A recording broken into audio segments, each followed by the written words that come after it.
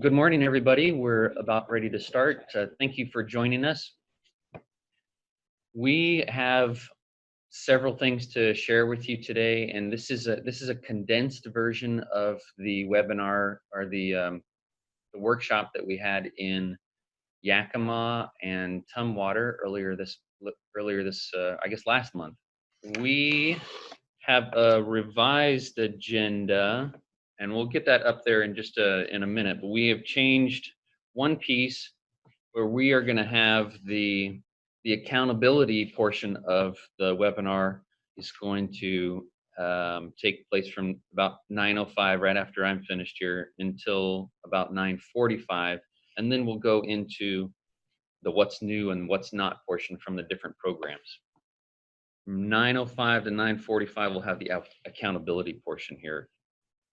So what we wanted to do this time, a little bit different than we have in the past, we are including several programs because we are trying at this OSPI to better coordinate and work together with other programs, and we are trying to provide tools and resources for you so you can better work with the people and coordinate with the different programs in your buildings and in your district.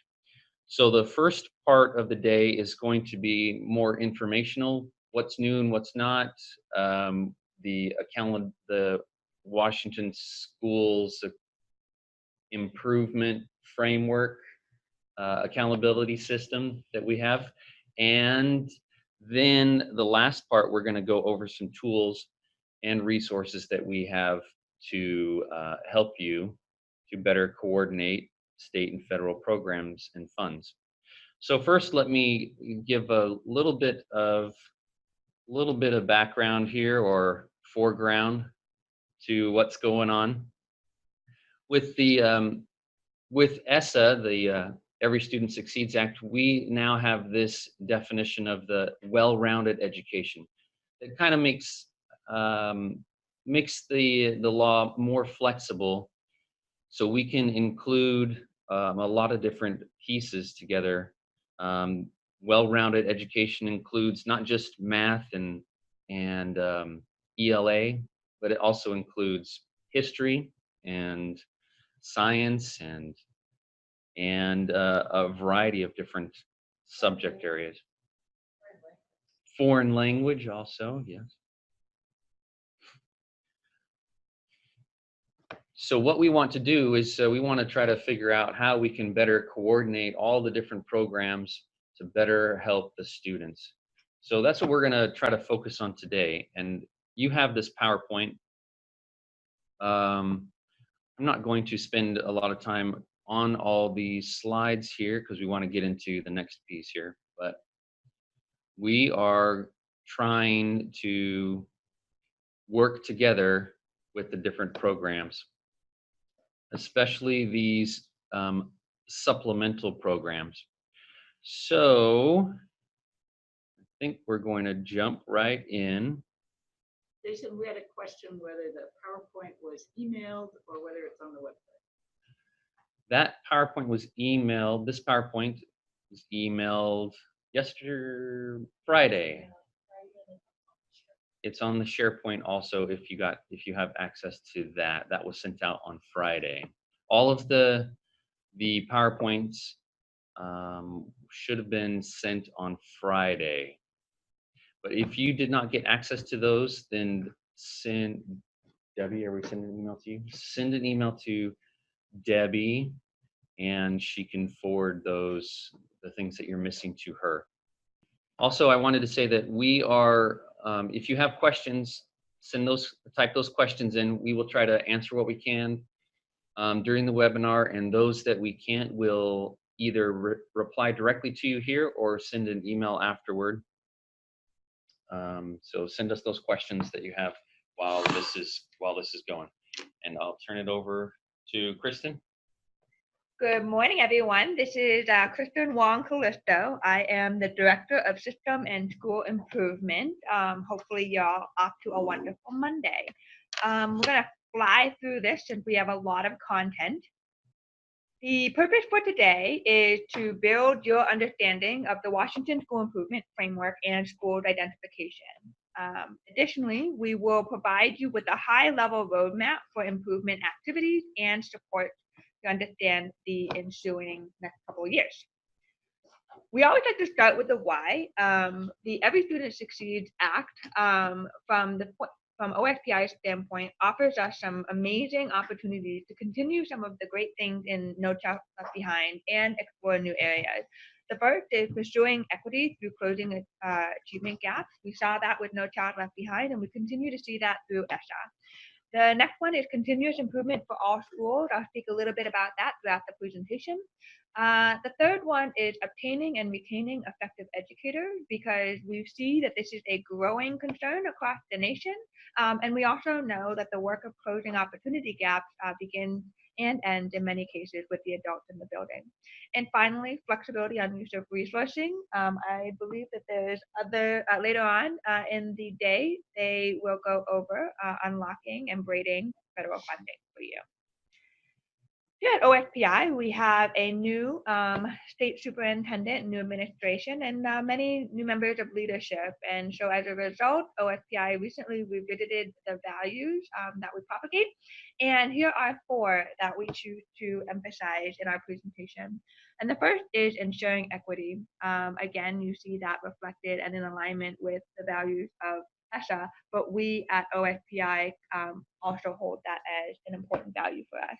The next is collaboration and service. It's very important to us that we not only make sure that we are providing excellent and useful service shoulder to shoulder with you in the field, but also working to, I think, revitalize OSPI to move it into the 21st century knowledge economy, and to figure out how to best collaborate within this large organization in service of you. Again, you see a value around achieving excellence through continuous improvement. And finally, we talk about the focus on the whole child. I'd like to pause on this one for a little bit, because while we will be talking about the Washington School Improvement Framework, it's worth reminding everybody that OSPI values the whole child, recognizing that while the wish of measures important things, there are other things in education that we focus on that go beyond the wish of. So that's my little spiel for that particular value. When we talk about schools and improvement, it's important to recognize that behind every bar graph and behind every number is actually a student and a community. And so words matter, and we take the time to talk a little bit about this culturally responsive communication style guide that we created in partnership with the EOGOAC and Puget Sound Equity and Education Department. The first is, when we're thinking about talking about school improvement, we want to make sure that we're trying to use asset-based rather than deficit-based framing. Unfortunately, when talking about school improvement, there's quite a bit of an emphasis on deficit-based orientation, and we'd like to shift that narrative a little bit. So some of the concrete ways that you'll hear us doing that is we'll strive to use schools identified for comprehensive support instead of comprehensive schools. You'll hear us using student groups instead of subgroups.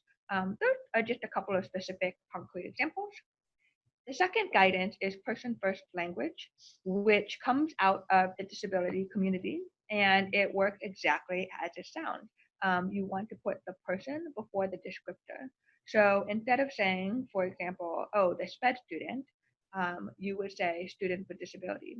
Or instead of saying the autistic student, you would say the student with autism.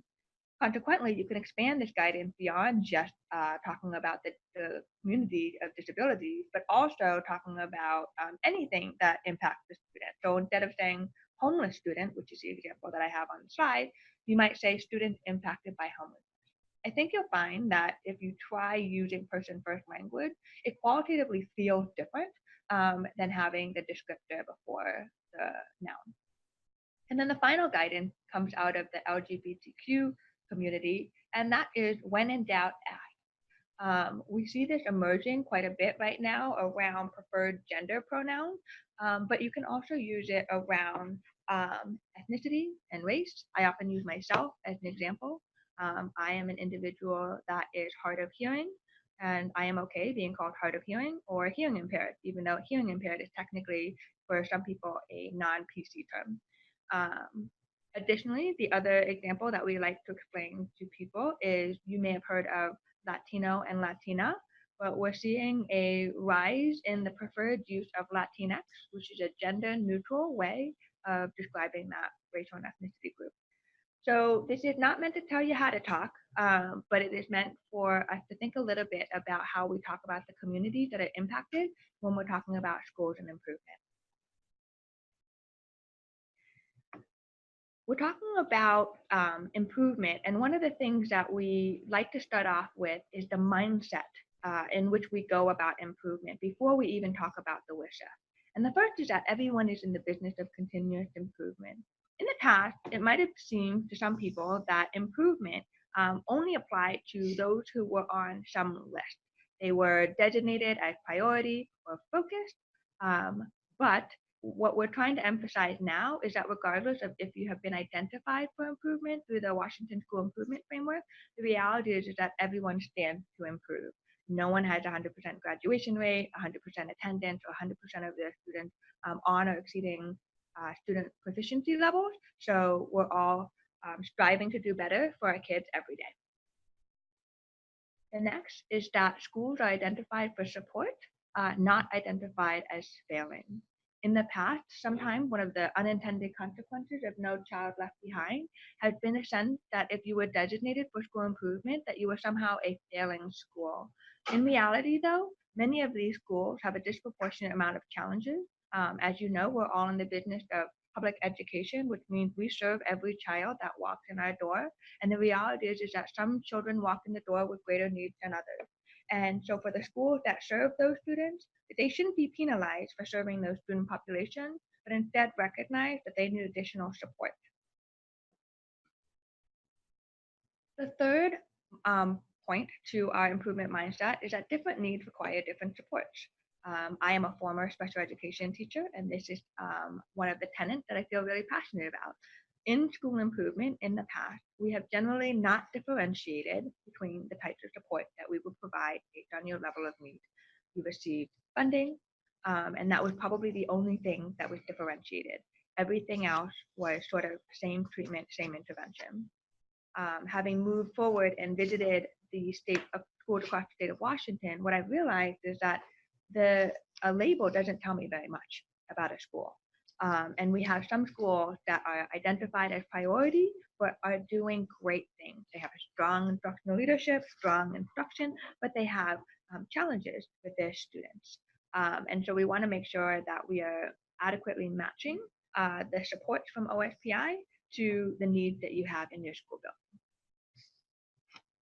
The next one is that change takes time. I think we all intuitively know this at a cognitive level, but we struggle against this because we also experience a real urgency to make things better for the students that are currently in our buildings and currently in our classrooms. The reality is that the system is perfectly designed to create the outcomes that it is, and they have been years and decades in the making, and it would be, I think, overly ambitious if we were to assume that we could magically turn around schools in just a year. The joke that I usually make at this point is there's not enough Michelle Pfeiffer, Denzel Washington, and Lou Diamond Phillips to make a movie about this. That's not a scalable strategy. And this is something where all of us can individually take some leadership on, is helping to manage the expectations of our school board members, of our families and community, to recognize that yes, there are some things that we can turn around in 1 year, but there are other things that will require 3 to 4 or 5 years. In fact, the literature suggests that effective school turnaround often takes at least 5 years to effectively see sustainable gains. The final tenet that we speak about in the improvement mindset is honoring what works and also exploring opportunities to innovate. And in particular with this one, we want to emphasize that much of what we're able to accomplish in today's day and age comes because of the great work of the people who have preceded us.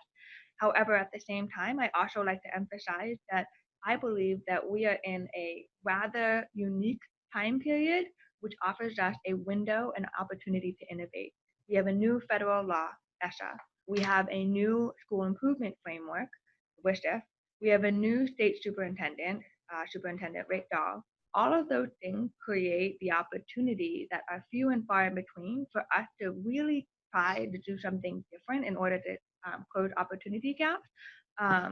Otherwise, I fear that we risk falling into the institutionalized patterns of behavior that we're also comfortable with.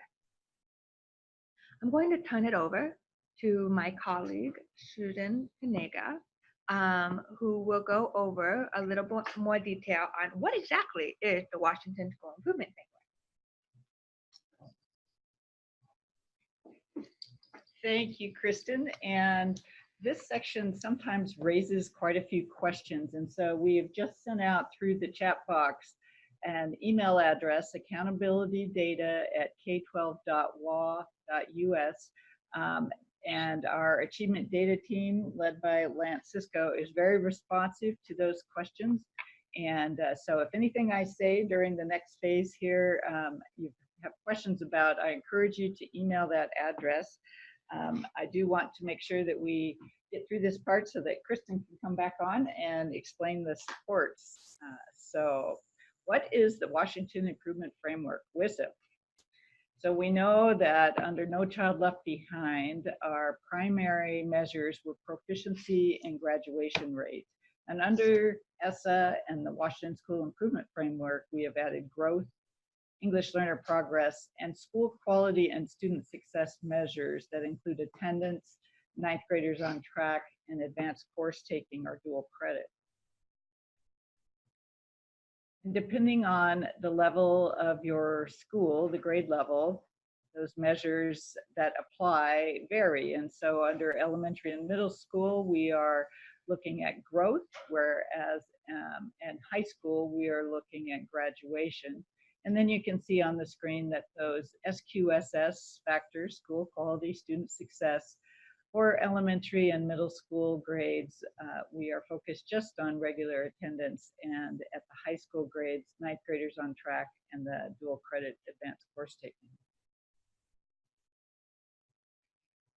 And those measures, as we calculate the WISIP score, the threshold to determine who is eligible for these supports, they are weighted depending on the level of your grades in your schools that you serve. And so as we see here in general, the elementary and middle schools, growth is weighted heavier. In this example, we've got the 50% and proficiency at 40.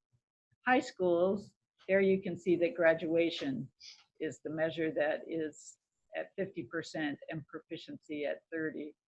This is the higher level general view. Within the report card system, if you've been in there to see your WISIP report, there is a tab for background information, and you can see in this slide over there on the right, the indicator weighting, you can see these more detailed percentages of how each measure is weighted in the calculation depending on the grade level of the school. And so when we take those measures and we order them from 1 to 10 and come up with in those 10% decile numbers and get the number for each measure, and then they are weighted, we put all the scores of the schools in order, and at the 5% mark, that is where we draw the line. So our 2.3, that is the threshold for all students for that the performance. And so anything lower than 2.3, or if it equals 2.3 or lower, is identified for comprehensive supports. We then do the same measurements for each student group. And if a student group falls below 2.3, then you're eligible for those targeted supports. We'll just kind of recap here. So comprehensive supports, that all students score for the measures is 2.3 or below. Now we also offer these comprehensive supports for schools where the graduation rate is less than or equal to 67%. And then on this slide, you can see the targeted supports. There's another measure for our English learners, and their progress on becoming proficient with the language. And if that is less than or equal to 48.9%, then there are some supports that are available for the targeted EL progress. And then finally, that last bullet shows if one or more student groups are below the cut score, there are the targeted supports. And those targeted supports are easy to see on, if you have looked on the website at the report card for your WSIF report. Here we can see that ID threshold at 2.3, and in this example, we see students with disabilities lower than that 2.3 threshold. So this particular example has one student group lower than 2.3, and so we can see up on the in the measures identified here that their support status is identified for targeted support. Over on the right, we can see those different tiers of supports. So one thing to point out here as well is that in targeted, there is also a different level of support if you have more than 3 student groups below the threshold. That is a tier 2. Tier 1 supports are for student groups, 1 to 2 student groups below this threshold.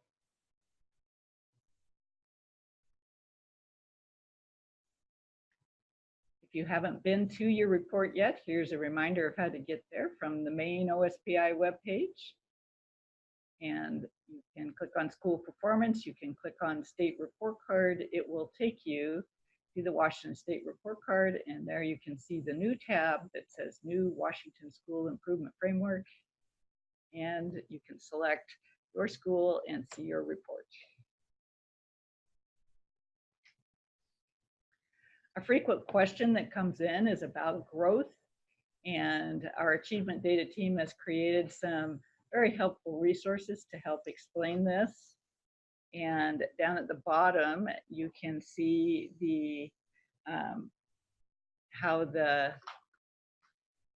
website is here in your PowerPoint. This also has a short video that helps explain this, as well as this one pager. For the sake of time, I'm not going to go over this, but it is on the website. And if you have any questions, remember that accountability data at k12.wa.us, and they can answer your questions. All right, just a little bit about the timeline here. So here we are in 17-18. We have calculated the scores. They reflect the performance from the last 3 years. So from 2014 to 2017 in those categories, and so they are indicating the supports for the coming 3 years, from 18-19 to 2021. In 2021, we will recalculate the scores, and that will set a new threshold as we go forward into 21, 22, and the next 3 years. There is some activity as we continue to refine the framework, and there may be additional measures such as science, and there may be some additional school quality and student success measures as well that would be included for this round 2 that would be calculated in 2021. Now, we will be providing data reports on how we're doing throughout the next 3 years, and exactly the how we will be looking at that, and any decisions that would be made as far as the status of supports. They are going to stay in effect for those comprehensive schools for 3 years. We will not be recalculating that threshold for 3 years. However, we may be looking at the targeted supports, and so that continues to be work of the task forces that are reviewing the framework. So more to come on that as we progress. All right, just a quick outline of who's identified for supports. 38% of Washington schools. So we have about 900 schools. We can see that the large number of them are in this targeted 1-2 student group level of support. And you can see the numbers here. And as we look at this next slide, we can see the proportion of how the supports for improvement between these different tiers of support. So here we have the comprehensive, and then we can see the numbers and of the schools for support. So this helps us as well as we design the supports that schools need. Just a quick note on notification. A letter is not required to be sent from your school to your families, to your communities. However, you must still inform your community about the information in the report card so that they have accessibility to that. And something that is not on this slide, but you must also invite them to participate in improvement planning. And here's a link for the Title I requirements that are still in effect as well.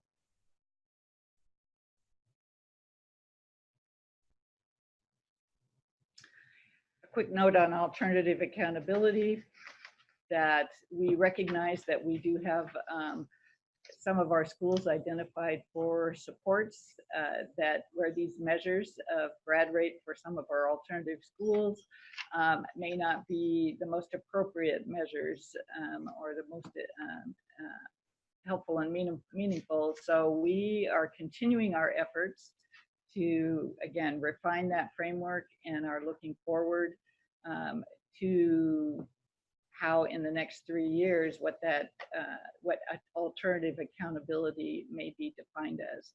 For now, we are working with the alternative schools, which may span from institution to youth re-engagement to alternative learning experience, working with those schools to define meaningful supports at this time. So continued work on what the framework will look like for these schools.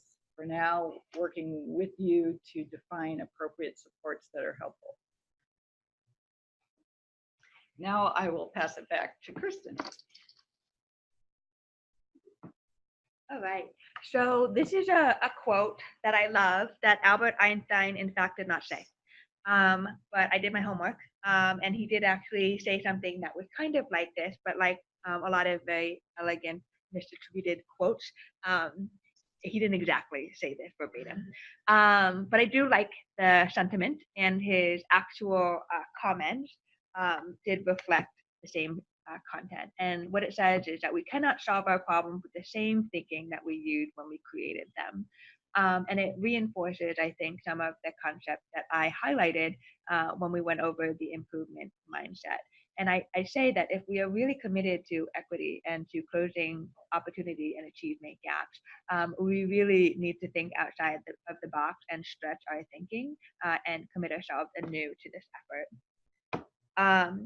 When we think about school improvement, there are 3 main drivers of school improvement activities that we see.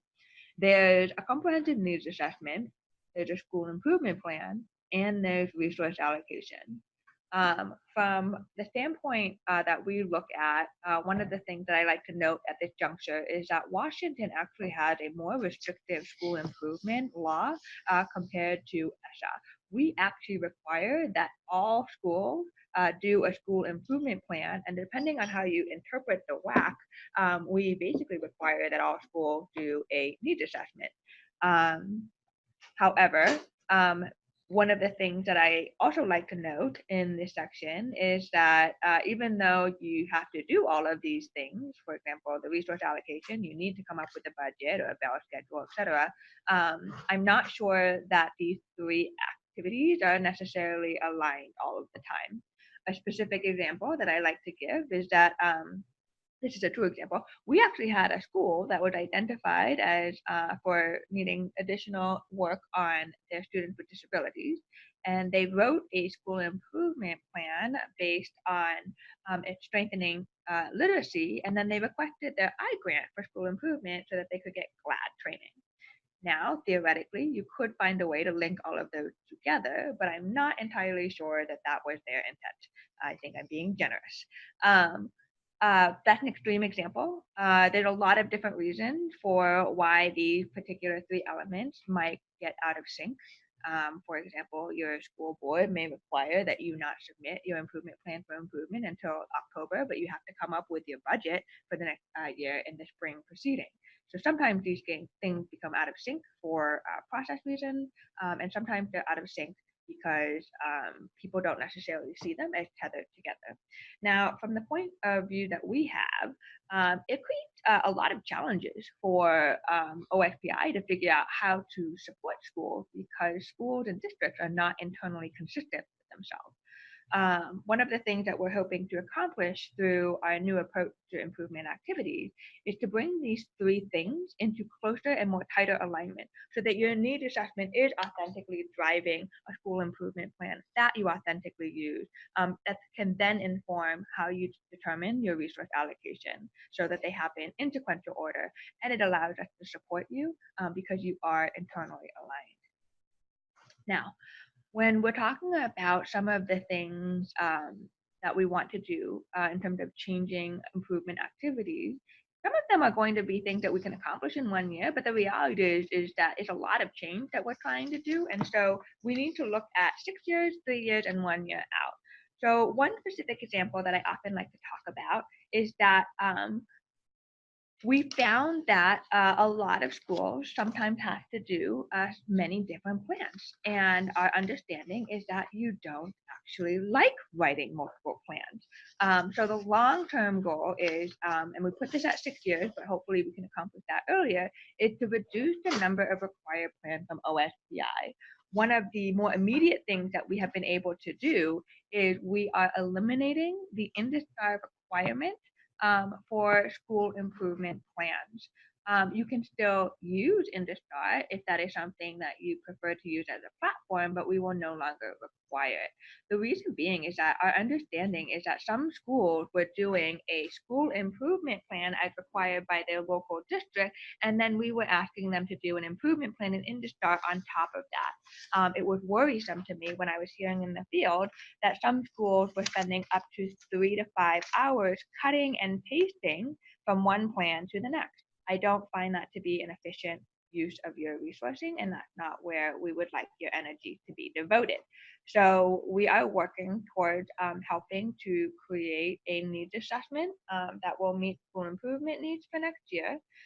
We are asking that you only submit your school improvement plan as required from Washington state law, not the InduStar plan. One of the things that we actually I should probably talk to my colleagues in the room about, but we're thinking from school improvement standpoint that a comprehensive Title I plan should suffice as your school improvement plan for this first go around, if that is something that you already do. In the interim, we're going to strive to work towards a comprehensive needs assessment that is actually truly more comprehensive needs assessment. Needs assessment is one of the things where I think later on you will be going over and you will see that there are many different nuances and types of different needs assessment that are close enough that you could probably make them comprehensive, but differentiated enough that it's a little confusing because it feels like there's many of them. The other thing that we'll be working on in the midterm is a new web-based platform. So basically, what is the next InduStar? Is it that we go back to InduStar? Is it that we build a local solution? Are there other options out there? I've already received several suggestions from superintendents who use other platforms. So these are some of the things that we're thinking about doing in the short and the long term, but wanted to use this particular mental model to explain that that's the way that we're thinking about in school improvement. The other thing that I'd like to talk a little bit about is to harken you back to when I spoke about how change takes time. If we really believe that change takes time and improvement, then why don't we design an improvement cycle that actually reflects that? So we're recommending and proposing a stage implementation model for school improvement activities. We're right now in stage one. In fact, we're probably wrapping up stage one. And stage one is just understanding the WSIF. Hopefully, you've been able to gather from your other exposure, or if not from Susan's presentation about the WSIF, that the WSIF actually is much more complex than the achievement indicator. And we wanted to make sure that people didn't just blow right by it and assume that nothing had changed, which was something that we've heard in the field early on, but to help people actually underscore and recognize the difference between the improvement frameworks. Now, next school year is stage 2. We're calling that study and strategize. I have another slide for that I'll go over in a little bit more depth.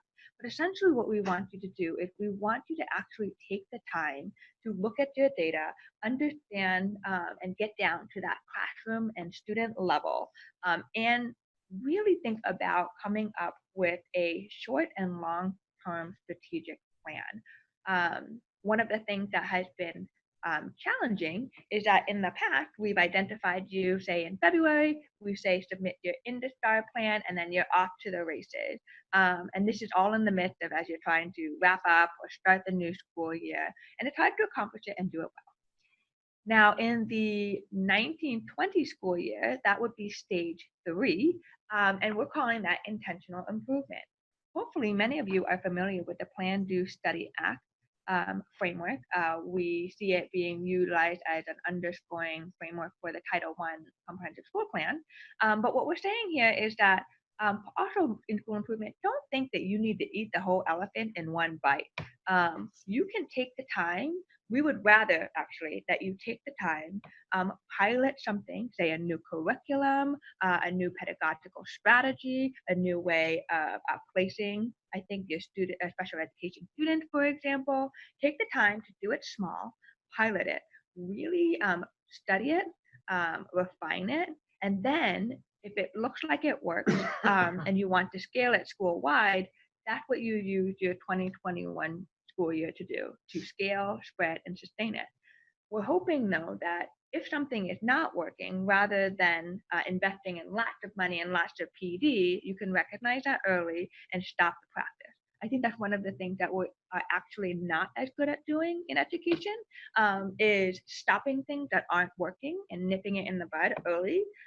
Sometimes I think it's so far afield that we feel obligated almost to continue it, even though its efficacy is questionable. I'm at the tail end of my time, I recognize, so I'm going to take a few more minutes since I don't think I have very many slides. Jason's giving me the thumbs up. Now, what does next year look like? Many people are really hankering for some specifics. One of the things that we will be pushing out ASAP is what we're calling our first 100-day action. That essentially is the first semester. So at the start of the next school year is the start of the 100 days. This comes out of recognition from the field that we haven't always been exactly clear on what we've expected from you when you've been in improvement. So we're hoping to be more specific about that. Now, what would the first 100-day actions look like? You would need to do a needs assessment. We're going to probably ask you to either establish or review your building leadership team. We want you to really make sure that you're looking at your data deeply. And we want that data and the needs assessment to drive the school improvement plan. So that's what your first 100-day actions look like. Again, there'll be more guidance coming out shortly, and we'll be continuing to push out guidance throughout the fall and into the winter. But just wanted to give you a high-level view of where our early thinking has been. If you've done all of those things, then you will be on track to meet the requirement of our mid-year OSPI review. For those of you who have been in school improvement in the past, you know that the IndyStar plan has been required and we've reviewed it 3 times a year. Instead, we're reducing that to twice a year, once in the middle of the year and then again at the end of the year. So you do those 4 things, you submit them to OSPI, we look at them and we give you feedback. Now, we're going to probably give you feedback on your school improvement plan. So the balance of the school year is to actually take the time to revise your school improvement plan based on guidance from OSPI. And then you would submit that revised school improvement plan at the end of the school year. Hopefully, these are activities that make logical sense. They are really just best practice in improvement work. And we're trying really hard to make sure that anything that we're asking you to do are things that we believe are best practices and will really drive improvement for your school. You do all of those things, and then we move on to the 1920 school year. One of the things that you'll hear the Office of System and School Improvement talk about is how we, as I mentioned earlier, different needs require different support. And so we're taking some of the principles that we've learned from a multi-tiered system of support and applying those to the system level of school improvement support. And what this graphic basically shows you is that as you move up the level of identification or just based on your level of need, you'll see an intensification and increased customization of the service provided to you. So, for example, at the self-directed level, whether that be foundational, whether that be targeted 1 or 2, you'll see that content will probably be more directed in large group settings, directed at the regional, state, and online platform, versus if you go all the way to the right and look at comprehensive, you'll see that it's more on a one-to-one type of support and more on-site types of support. So this is just a graphic that highlights our philosophy of how we're thinking about different supports for different needs. I'm going to go over this very briefly, more so to make sure that everyone understands what this graphic is supposed to describe. This graphic is how we are thinking about school improvement supports coming out of OSPI. It is intentionally designed to look like little Legos. And the reason for that is because supports are kind of modular. You can stack and mix and match them depending on your needs. However, one of the things that people often ask us is how much money are we getting? So in the right-hand corner, you can see that, for example, if you identify for comprehensive support, every school would receive a base grant. You would get $30,000 just for being identified as a school for comprehensive support. However, schools for comprehensive also have access to a competitive grant. And then we also are offering a district grant.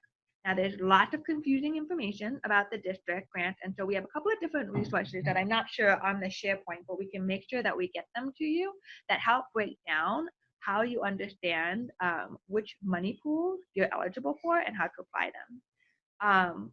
Another question that people tend to ask is when will these iGrants be open? And I am hoping to have them posted by the end of June with a notification of award amount, ideally before the school year starts. The other thing that I want people to notice in this particular model is that the Legos are in different colors. And the reason for that is because we want to make sure that people recognize that we are not just, you shouldn't turn to just OSPI for school improvement support. There are other supports for you to look to. In our light blue, we have our ESD fellows that we are working really closely with. And I probably should not have used fellows because people are going to start thinking about the learning and teaching fellows. I literally just mean people at the ESD that we're partnering with, that we hope that you will partner with as well. You also can turn to your district. Your district has lots of capacity that, well, hopefully, depending on the size of your district, you should have capacity at the district to support you at the building level. And then finally, what's really exciting to us is we also are partnering with associations and other partners such as WEA and AWSP to provide you with other supports. The last thing I want to highlight in this particular model is you'll notice that there's some blank Legos, and that's on purpose. As we move forward into this new era of differentiated support and emphasis on collaboration and customer service, this is a space for us to dialogue with you about what it is that you need that we can realistically provide for you, or that your district can realistically provide for you. So this is an ongoing conversation, and hopefully this particular model will grow over time as we begin to get to know each other better. There are Lego blocks for each of the different categories of identification. There's another resource that we'll make sure we get out to you that has all of this on one page, but just wanted to slide you through those. Now, the last slide that I have for you is some information about where can you get more information. And the first is we have a great messaging toolkit that we produced at OSPI. It has some of these slides if you need to do a presentation. It has a sample letter if you want to notify your community, even though you're not required to. It has translation of some of the resources into 9 different of the most top spoken languages in the state of Washington. So there's lots of different resources for you there. Additionally, our OSPI website is loaded with tons of great videos and graphics and resources for you. So we wanted to highlight 2 particular pages that you can go to. You can learn more about the Every Student Succeeds Act and some of the information about the WISA on this page. You can go directly to the Office of System and School Improvement. If you've got a question, I have to step out, and I'm not sure about Susan, but we will have to leave. But if you have questions about school improvement, you can go right to our page, and you will find a bright green button, and you just need to upload your question there, and it'll get routed to the right person on our team who can answer. So with that in mind, thank you very much, and we look forward to partnering with you in this ongoing continuous improvement work. Thanks so much for having us. Thank you, Kristen and Susan. We're going to switch now to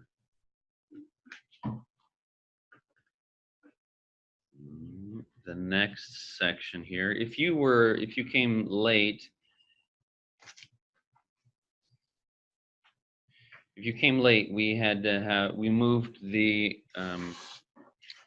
accountability portion earlier, so we could get Kristen and Susan to share with us their knowledge and information about that. So now we are going to move into the what's new and what's not portion. And I'm going to turn this over to Mary Jo. Good morning. This is Mary Jo Johnson, and I'm representing the Title I office here at OSPI this morning. And here we go with Title I. So we're going to talk about a few things that are new to Title I. However, there are very few that are really new. And but as we're talking about this, I want you to be thinking about what Kristen and Susan talked about, the mindset for improvement. Because although we're talking about our individual programs now, we will move into how do we coordinate and grade and look at the continuous improvement for students that support students and how our programs will work together. So let's start off with what's new in Title I. First, in comprehensive and targeted support schools, the very first paragraph on this slide here is talking about that a LEA, a district may choose to provide students, especially low-income students, with the option of public school choice to a school that is not identified for comprehensive supports. This is new to Title I, and this part only applies to schools that have been identified for comprehensive support. The part of this part of the law comes from the general part that really deals with the accountability. And for those of you that have been working in Title I when there was NCLB, you'll recognize that this is a component that's very similar. However, under NCLB, this was a requirement, and under ESSA, this is an option that a district may choose. And if a district does choose to provide public school choice for students that are in the school that have been identified for comprehensive supports, the district may also use up to 5% of their Title I allocation to pay for transportation. So that is an option that you may want to think about, and it is totally at the discretion of the district. The other component that deals with comprehensive and targeted support schools is what Susan talked about earlier, and that's in this second paragraph here, is the parent notification to invite parents to participate in the development of the school's comprehensive and targeted support plan. So this is not necessarily a letter, but it is a notification that can be that can happen in a variety of methods. You can have it in a school newsletter. You could include it on your website. If you do include it on your website, I would encourage you to also include it with some kind of a written notification as well for those parents who may not have access for the technology or the wherewithal to look for that invitation on the website. We have any questions? Okay, good. Okay, what's changed in Title I Part A? The biggest change that we're going to see is in the past, and also including this year, a district could set aside 10% and sometimes 20% of their Title I allocation to set it aside for professional development. And that professional development could be for priority and focus schools, but also it could be used for all schools in the district. And that is no longer going to be available. So what we really want you to know is that you still have the option to set aside professional development, but professional development funding, but it can only be used in Title I served buildings. So that is very different from the past that we've had. In particular, we've talked about it at our network meetings this year to let districts know that this was going to happen. And especially for those districts that may have used these set aside funds in the past to fund instructional coaches that would target and provide professional development for teachers in all schools. But once again, you can still have an option for professional development set aside, but it can only be used in Title I served buildings. Another component to think about what has changed, but it's actually a reminder, we talked about it also this school year, is the supplement, not supplant, the new methodology. And that new methodology for supplement and not supplant really applies only to Title I Part A. All other federal programs still have the same requirements under supplement, not supplant. But Title I does have that new methodology. And we have included more detailed information on that methodology on our OSPI website under the Title I program. And I would encourage everyone to look at that if you have any questions, or also to give our office a call. Any questions on that? That's one of the hardest ones for me to answer, is the supplement, not supplant, the new methodology. So I feel like I've gone over a hurdle there. Okay, also we have one more reminder, and that is the parent-family engagement requirements. So school districts with an allocation of $500,000 or more have to set aside 1% of their allocation for parent and family engagement requirements. There are 5 areas that 1% can be used for, and that 1% is carried out primarily in for school level services, and that can be combined with several schools together or individual schools, but they need to follow at least one of these 5 areas here. And when you're looking at these 5 areas, you're probably going to realize that they cover a variety of strategies and activities that are appropriate, and more than likely, the district and schools are already following these 5 areas here, or at least one of these 5 areas. Because they're pretty, some of them are fairly general and are pretty broad in their application and implementation at the school level.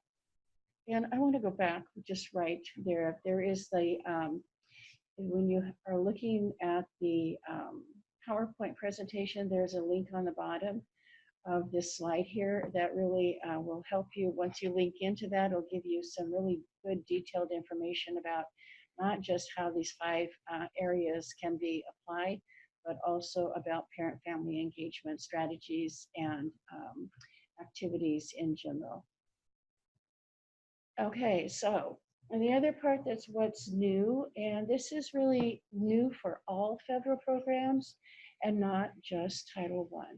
But if you have a If you're a school district, said if you are a school district with an American Indian or Alaska Native student enrollment of 50% or more of your total district enrollment, or if you are a district that's received a grant that is part of Title VI of ESSA that exceeded $40,000, you must have a consultation with your Indian tribes or your tribal organizations that are in your district boundaries.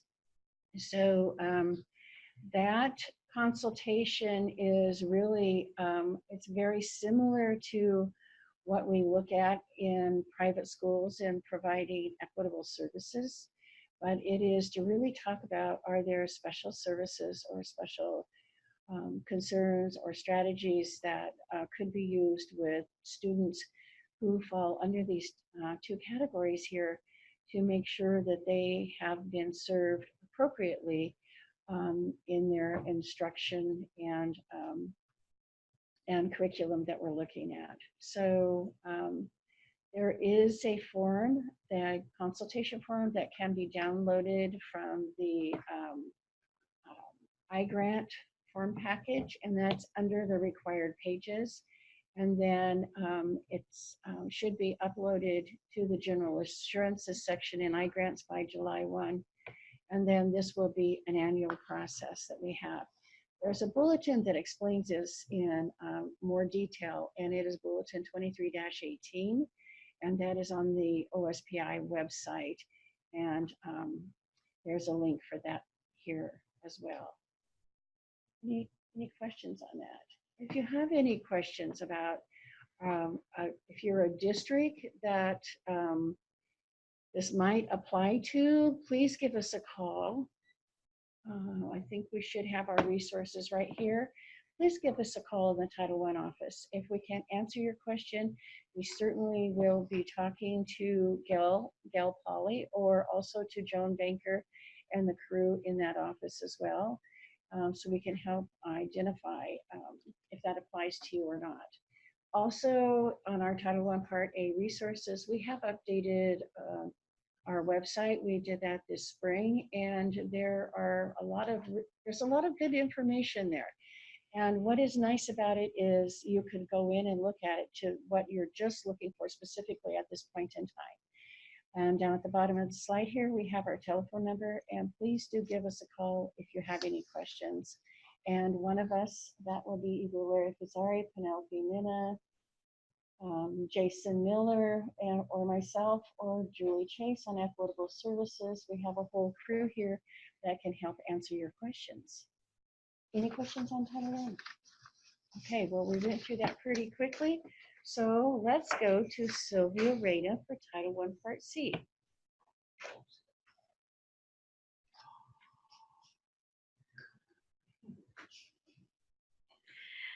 Thanks, Mary Jo. We're going to just go ahead and move on into Title I Part C, Migrant Education Programs. This is a smaller program in Washington State. Not all districts receive a local grant, but we do have over 30,000 migrant students identified in Washington State. We have a healthy agriculture and fishing industry here that we proudly support. And so there are some districts who have identified a need for additional funds, and this is where this program can be of assistance to those districts.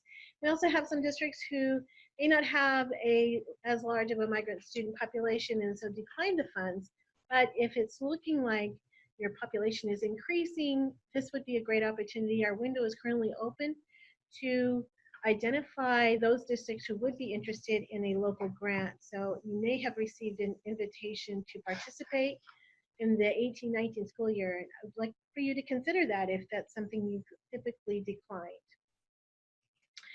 There are just a few items we want to highlight this morning. We have implemented a state service delivery plan. This is our first year of that implementation. It's just a 3-year plan, so we'll talk a little bit more about that. I have some update and guidance on the definition of eligible migrant students under ESSA. I want to highlight how we are aligned to the GEPRAs and updates on our priority for service migrant students in Washington State. The state service delivery plan, we went through a state comprehensive needs assessment process in the 15, 16, 16, 17 school years and identified 4 focus areas for Washington State. And so for those districts who do receive the sub-grant, we're focusing on the English language arts, mathematics, early learning, and graduation. When we submitted our portion of the application for federal funding to the Department of Education, they did ask us to go back and under graduation, identify a little bit more clearly how we are working on our out-of-school youth and dropout students in Washington State. So we had developed a new strategy and a new measurable program outcome that will be implemented during the 18-19 school year. And what we are attempting to do under this new strategy is do some more outreach to our out-of-school youth and possibly our migrant H-2A workers that are here on a temporary basis, and also those students who have dropped out that could just be just short of graduating, but maybe have lost some motivation to get back into school. So we really want to take this next school year, 18-19, and even this summer, 2018, really look at those students and try to connect them with resources, or if it's feasible for them to come back into high school and receive their graduation diploma. We're looking forward to the work that we are doing in partnership with our educational service districts for the out-of-school youth in Washington State.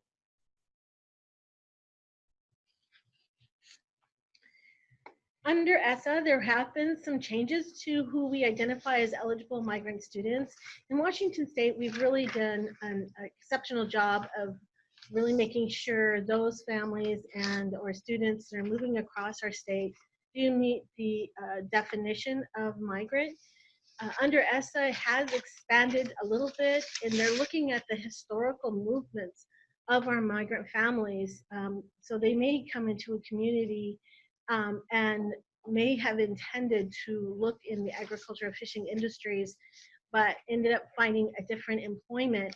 However, because of their history of moves for seasonal temporary agriculture or fishing employment, the Department of Education has expanded that. And so our identification and recruitment team here in Washington State under the Migrant Student Data Recruitment and Support Office that's located in Sunnyside, we do a really great job of training and providing guidance around making sure we are honoring the work and making sure we are within the parameters of looking for migrant students who do meet the definition or have a history of moves in that area.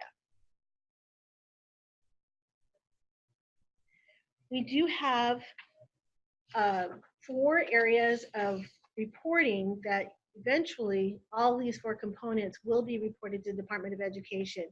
The first 2 bullets, we do currently report on the results of our migrant students who are taking state assessments in reading, language arts, or mathematics, and that does get entered into federal reporting. And another area that they've been repeatedly sharing with us that eventually they will be capturing the number of migrant students who are entering 11th grade who have enrolled in math, Algebra 1 and have passed, or in a higher math course. So these are areas that we will be starting to track. We do get this information. This is something that we work with CEDARS in Washington State. So we are able to see the migrant students who have the 3rd bullet and the 4th bullet in terms of enrolling and promoting and or graduating. So these are 4 areas that the Department of Education will eventually be asking us to report officially. The first 2 we do report, the 3rd and 4th we will be reporting. So we'll be looking at as a state and seeing how we progress in meeting those reporting elements. In Washington State, we did expand our priority for service definition to align with updates to ESSA. And so the first 2 we've always done migrant students who moved within the last, it used to be with an interrupted school year, but now it's actually within the last 1 year. So they're still mobile. and are most at risk of failing or are failing to meet the state academic standards. And a new component is or have dropped out of school. So migrant students who have dropped out of school become part of the priority for service if they continue to move. So we will be continuing to provide training in this area, and then working with our migrant student data systems, we are sharing reports out there of the students who meet the priority for service definition. So if you currently receive a grant, you probably are getting regular updates on who your priority for service migrant students are in Washington State. And then we have just a contact information sheet. And these are who are available to help support you in the program. And we wanted to really highlight a new staff person. He's just been here a little over a year. Armando Isaias Garcia, he's our Migrant Education Health Program Supervisor. And he's been doing some great outreach to try and make sure the health needs of our migrant students are being addressed across Washington State. And of course, in coordination, collaboration with all the other wonderful resources that are available in Washington State. And we also work in coordination with our educational service district partners. So we have a North Central ESD, ESD 189 in Mount Vernon, or excuse me, Anacortes. I'm old school. I remember when they used to be in Mount Vernon. And then ESD 105 and 123 is in Yakima and Pasco. So we really enjoy our coordinated collaboration partnership with them, and hope that you will reach out to us if you have any questions about implementing the program. And as we continue to talk about the braiding and coordinating, this is one area of the program that we really love to expand and look at how we can help support the needs of our migrant students in Washington State. And that's it for me for Title I Part C. Any questions posted? Thank you.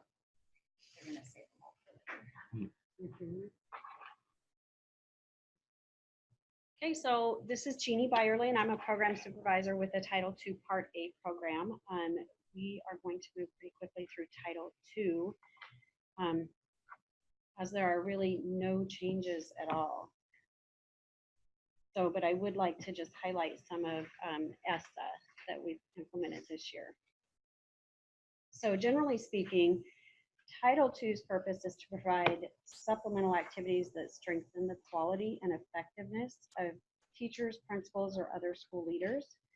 In Washington State, Title II funds support 3 overarching broad goals: recruitment and hiring practices, to get good teachers through recruitment and hiring, supporting and growing new teachers using effective induction and onboarding strategies. This may also include class size reduction, and to keep, develop, and sustain teachers through retention practices, class size reduction, and effective and continued professional development, or professional learning is what we also call that. Title II monitors for teacher and para-educator qualifications, including certification, endorsements, teaching assignments, and years of experience. We follow state assignment policy as set by the Professional Educator Standards Board when monitoring teacher assignments, and we work very closely with them for any courses that aren't assigned, so that we can make sure we capture those. If teachers are assigned out of their endorsement area, evidence of school board approval is needed each year per WAC 18182-110. Professional development should be designed to meet the needs of teachers, principals, and other school leaders, and should be coordinated with professional learning activities that are provided by other federal, state, and local programs. We don't require a needs assessment, but it is great to use your needs assessment data to identify where your professional learning needs to be focused. Title II Part A funds should also be targeted to support activities that have the highest percentage of inexperienced and out-of-field teachers, have the largest class sizes, or are identified as schools in need of comprehensive support. We monitor for equitable distribution to ensure that minority students and students living in poverty are not taught by disproportionate rates than other students by inexperienced, out of field, or ineffective teachers. It's important to note that ESSA does not allow Title II funds to be used to develop, align, map, or revise curriculum or assessments. This was a big shift this year that really threw a lot of districts off. So I wanted to make sure I point that out. You can train staff, train teachers and principals on how to develop, align, map, and revise curriculum, but you cannot actually do those things. So there's a lot of information on this slide. To summarize what you find in our allowable use of funds document, which I'm hoping is also attached to the materials that were with the webinar. Professional development opportunities have really been expanded to support the development of all school personnel and should be geared towards the advancement of professional practice and improve the ability to provide positive student outcomes. ESSA allows for professional development in a number of new areas, including how to integrate technology into curriculum and instruction, how to use data to improve student achievement, how to effectively engage parents, families, and community partners to coordinate services. Professional development can also include training for an evaluation and support system for teachers, principals, and other school leaders. Can provide training for programs that increase the ability of teachers to effectively teach English language learners, teach children with disabilities, ability to teach early childhood, and improve the instruction of science, technology, engineering, and math, training on how to select and implement formative assessments, training in techniques and support related to identifying and supporting students affected by trauma or mental illness, training on how to identify students who are gifted and talented. ESSA also allows for training for all school personnel regarding how to prevent and recognize child sexual abuse, as well as professional development to improve the instructional services provided by effective school library programs. You can see there's a lot of flexibility with the professional learning that can be offered. If you have questions about specific trainings, you can contact any of the program supervisors in the Title II office. So we also monitor for paraeducator qualifications, and State Senate Bill 6388 just went into effect June, actually just a few days ago, June 1st of 2018. And here's what's really important to know about that. A person working as a paraeducator for a school district before or during the 2017-18 school year must meet minimum employment requirements by the date of hire for the 2019-20 school year or any subsequent school year. A person who has not previously worked as a paraeducator for a district must meet the minimum employment requirements by the date of hire for the 2018-19 school year or any subsequent year. And the minimum employment requirements are listed here. They must be 18 years of age and older and hold a high school diploma or its equivalent. The district needs to have a copy of the high school diploma or its equivalent, some kind of proof of high school education. And they need to have one of these other four options: have received a passing grade on the ETS paraeducator assessment, or hold an associate in arts degree or higher from an accredited college, or have earned 72 quarter credits or 48 semester credits at 100 level or above at an accredited college, or the fourth one is to have completed a registered apprenticeship program. Title II will continue to monitor Title I schools with the same rules as in the past. All Title I paraeducators, targeted or school-wide, must meet the minimum employment requirements upon hiring. And finally, Title II resources that you might find helpful here are listed on the slide. The first three have to do with teacher assignment policy and what to do if teachers are placed out of endorsement. The one you'll use most often is on top. The WAC 181, 82, 110 allows you to use any teacher with a certification to cover in other classes as long as the school board has approved that. The next one has to do with special education classes, and then CTE personnel assignment policy is very different. You can't place a CTE teacher out of assignment, so make sure you check that one. And then there's a link for our allowable use of funds that I've talked about today, and the final link there is for the Paraeducator Standards Board. I would encourage you to check back there, as there's a lot of activity and possibly continued information coming there. That way you can stay abreast of any changes happening. And that's it for Title II. Do we have any questions? Okay, no questions. Thank you.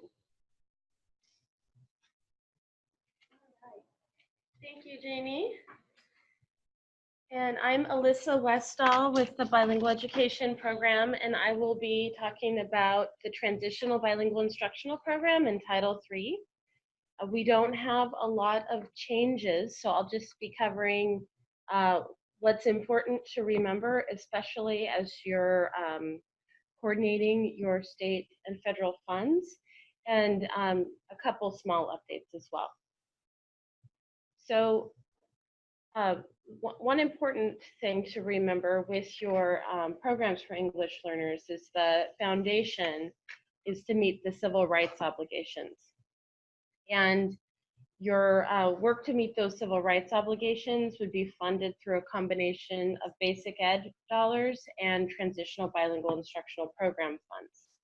Title III cannot be used to meet civil rights obligations. Title III is there to help you build your capacity to serve English learners more effectively. So going beyond meeting that basic bar. Whether or not you apply for TBIP or Title III funds, these are the things that you do need to make sure you have in place. You identify your English learners and you assess them annually on the state English language proficiency assessment. You provide language development instruction delivered by qualified staff, including to your English learners who also qualify for special education. You provide meaningful access to content. You evaluate your program, and you provide language access for your families. And to understand what it really means to meet these civil rights obligations, the Federal Department of Justice and this Office for Civil Rights in the Federal Department of Education has provided a couple of resources. In 2015, the Dear Colleague letter gives a really strong overview, and they also released a toolkit.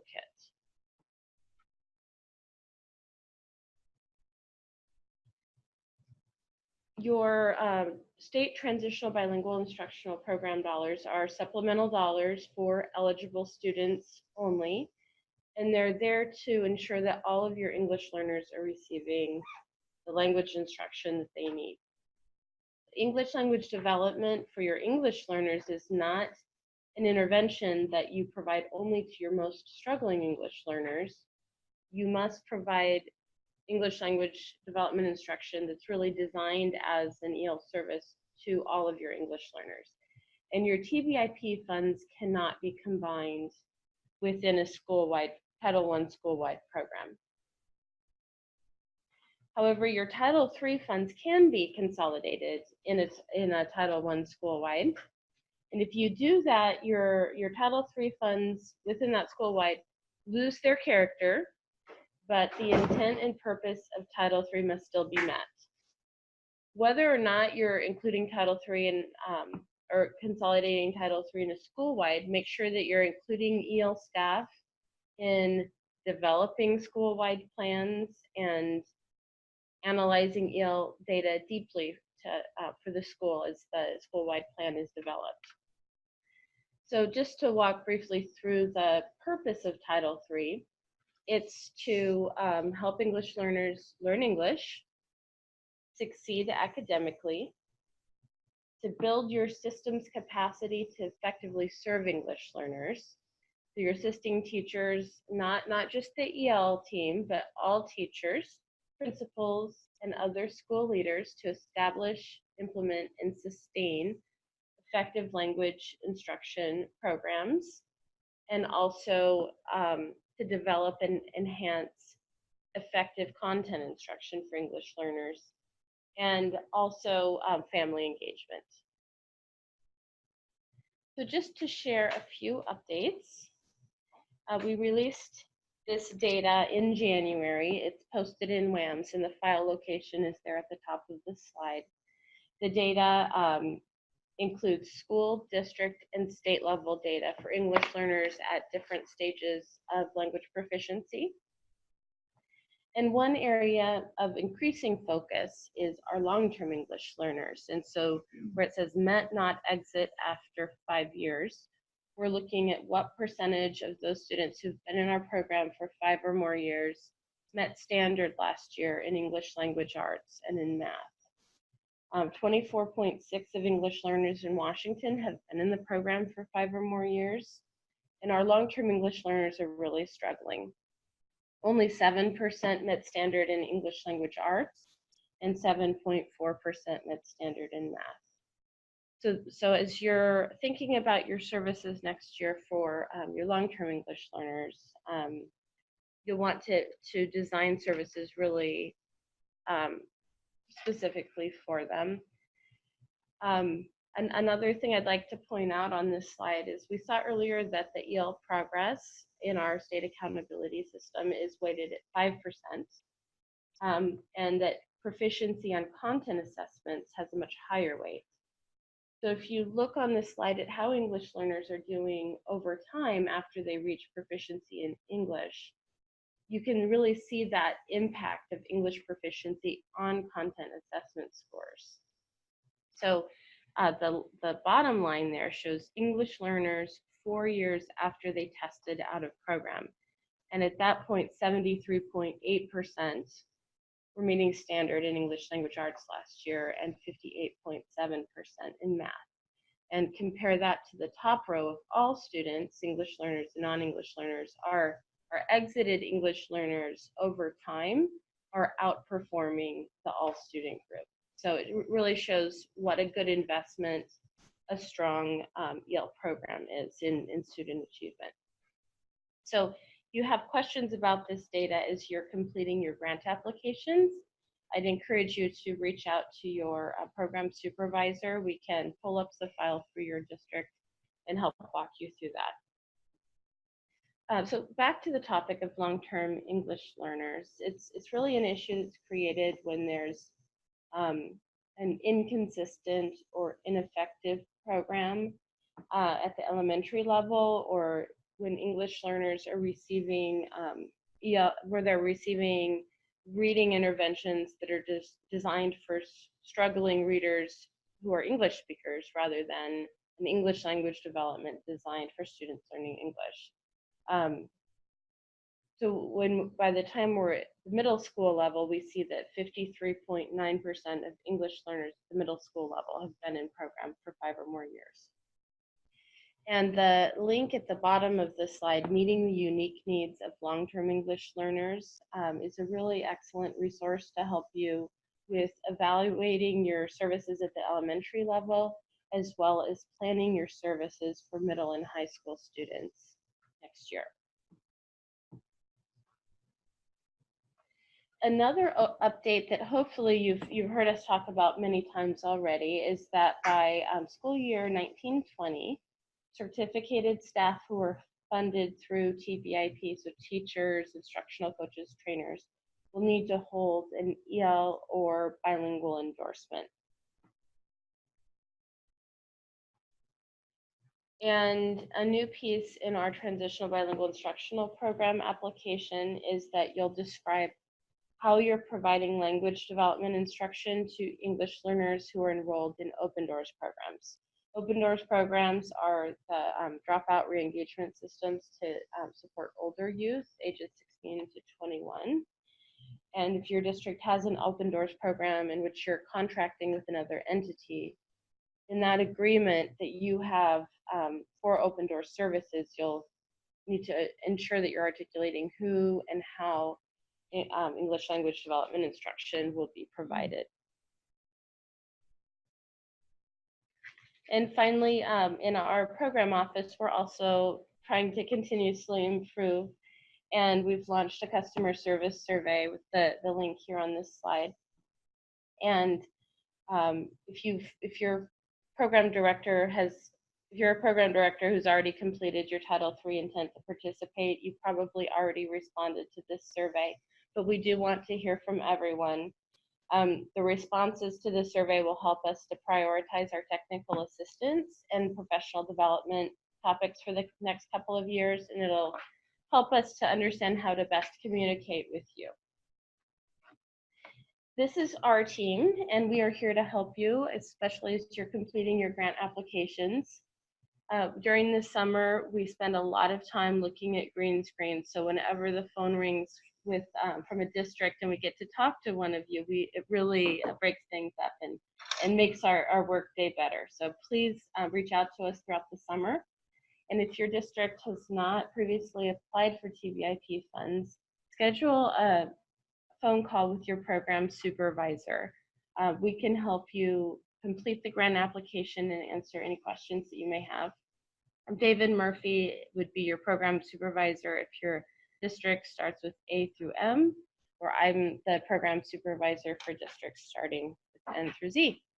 So looking forward to chatting with you all as you're working on your grants. And Alyssa, you have one question. Yes. If Title III dollars come via a consortium, due to a small amount of money, can they still be combined with the Title I school-wide program?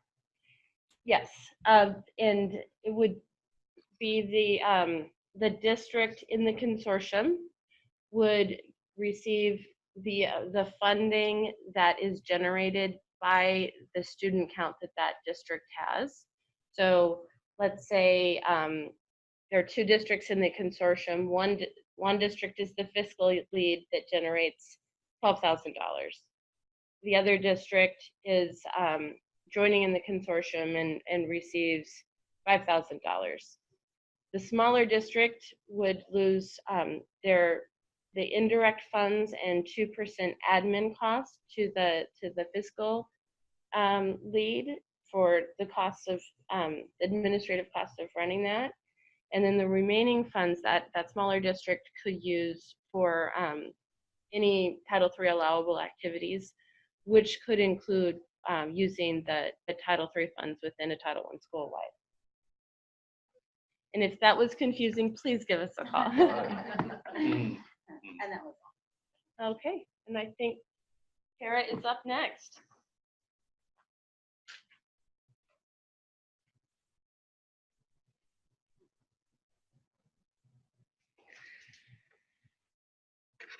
Morning, everyone. This is Kara Patrick, and I am the program supervisor for Title IV Part A, the Student Support and Academic Enrichment Program.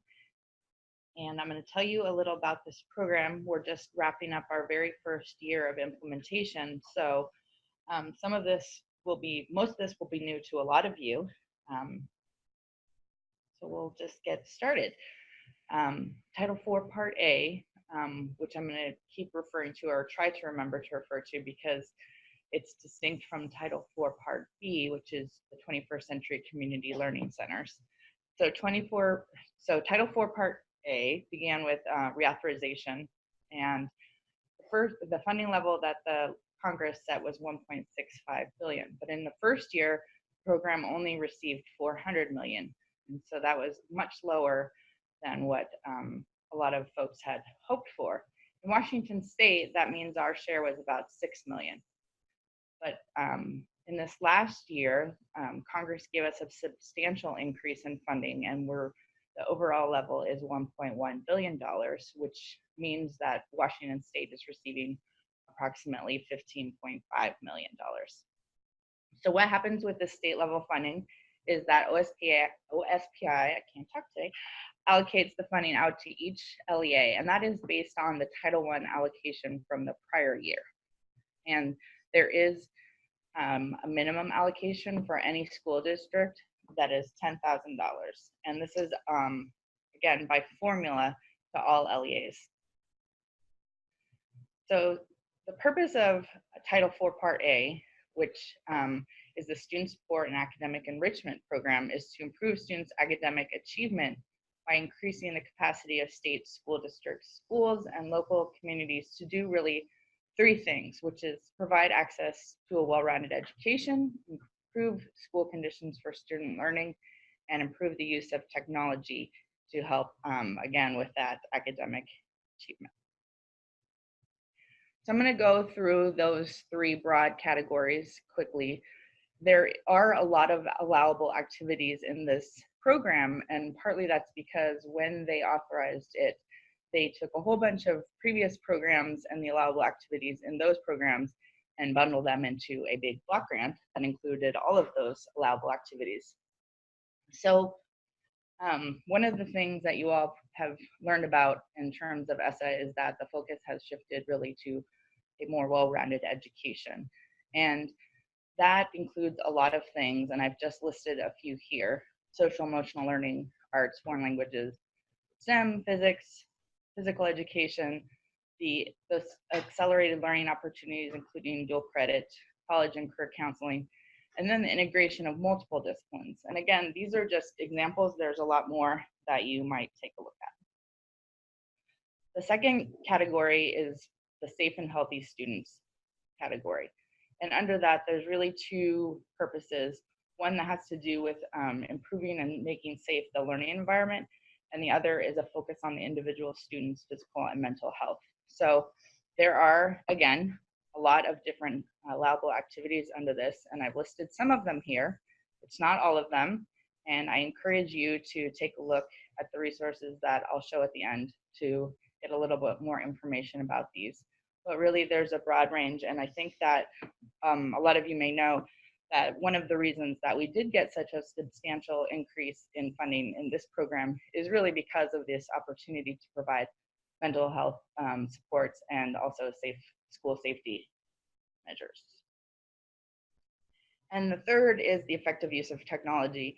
And this is really not so much a focus on the purchase of technology or software or all of those kinds of things that this program refers to as technology infrastructure, but really on how to effectively use the technology. And here's some examples again on how you might use funds in this category.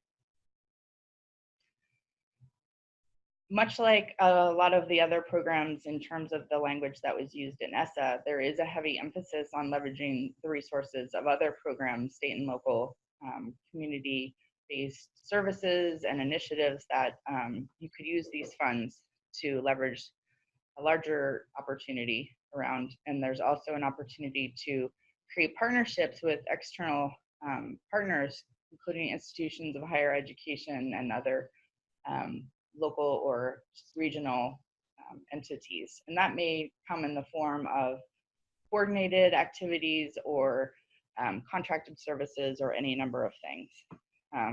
And LEAs have the opportunity to apply for their funds as a consortium in order to implement programs across districts and further leverage the funds that they have. And I'm just going through this really quickly because this is all new, and I'm sure that a lot of you will have follow-up questions that are very individual, but the first thing to know is that you're going to be completing form package 211 in iGrants. We just on Friday opened the first 2 pages of that form package for you to indicate your intent to participate, and then also to fill out the substantially approvable status request. So those are open and in there for you to take a look. And we'll be, I think, soon sending out guidance about transferability if that's the approach that your district is going to take. There is also a requirement for all districts in this program to have meaningful consultation with a broad range of stakeholders. For districts that receive over $30,000, there is a requirement to complete a comprehensive and needs assessment. And that can be part of a larger needs assessment, or it can be specific to this program, but it really needs to address those 3 content areas of a well-rounded education, safe and healthy students, and effective use of technology. Again, if you are receiving more than $30,000 as a district, there is an additional requirement to focus on all 3 content areas, which means not less than 20% of your funds in the well-rounded education, not less than 20% in safe and healthy students, and a portion of funds on effective use of technology. If your district receives less than $30,000, you can choose to support activities under just one of those, multiple, it's really up to you. And again, when you look at the resources, there are so many different options and opportunities for you to get creative and to do some different things with these funds. So I encourage you to take a look at all the options and also to reach out to me and let me know if you have ideas that you'd like to talk through, or if you are curious about if anything in particular fits into the content area. Finally, there are the same type of equitable services requirements and the supplement, not supplant. So here is my final slide. These are some resources that we put up. One is a program overview and allowable activities. That is, again, examples of a lot of different ideas that we've put out. And also underneath each category, I've included a link and a contact information for different offices within OSPI that are really the content experts if you want to talk through some specifics to find out what kind of curriculum is out there, to find out some more about best practices, to find out the learning standards in that area, or some other things. There's also the program planning guide, which is really just a short document that talks about how you might approach the needs assessment requirement and think through a logic model of how you are tying your activities to your intended outcome. Do I have any questions? There's one, but I think you can just. Okay. All right, then I am going to pass it over for early childhood special education.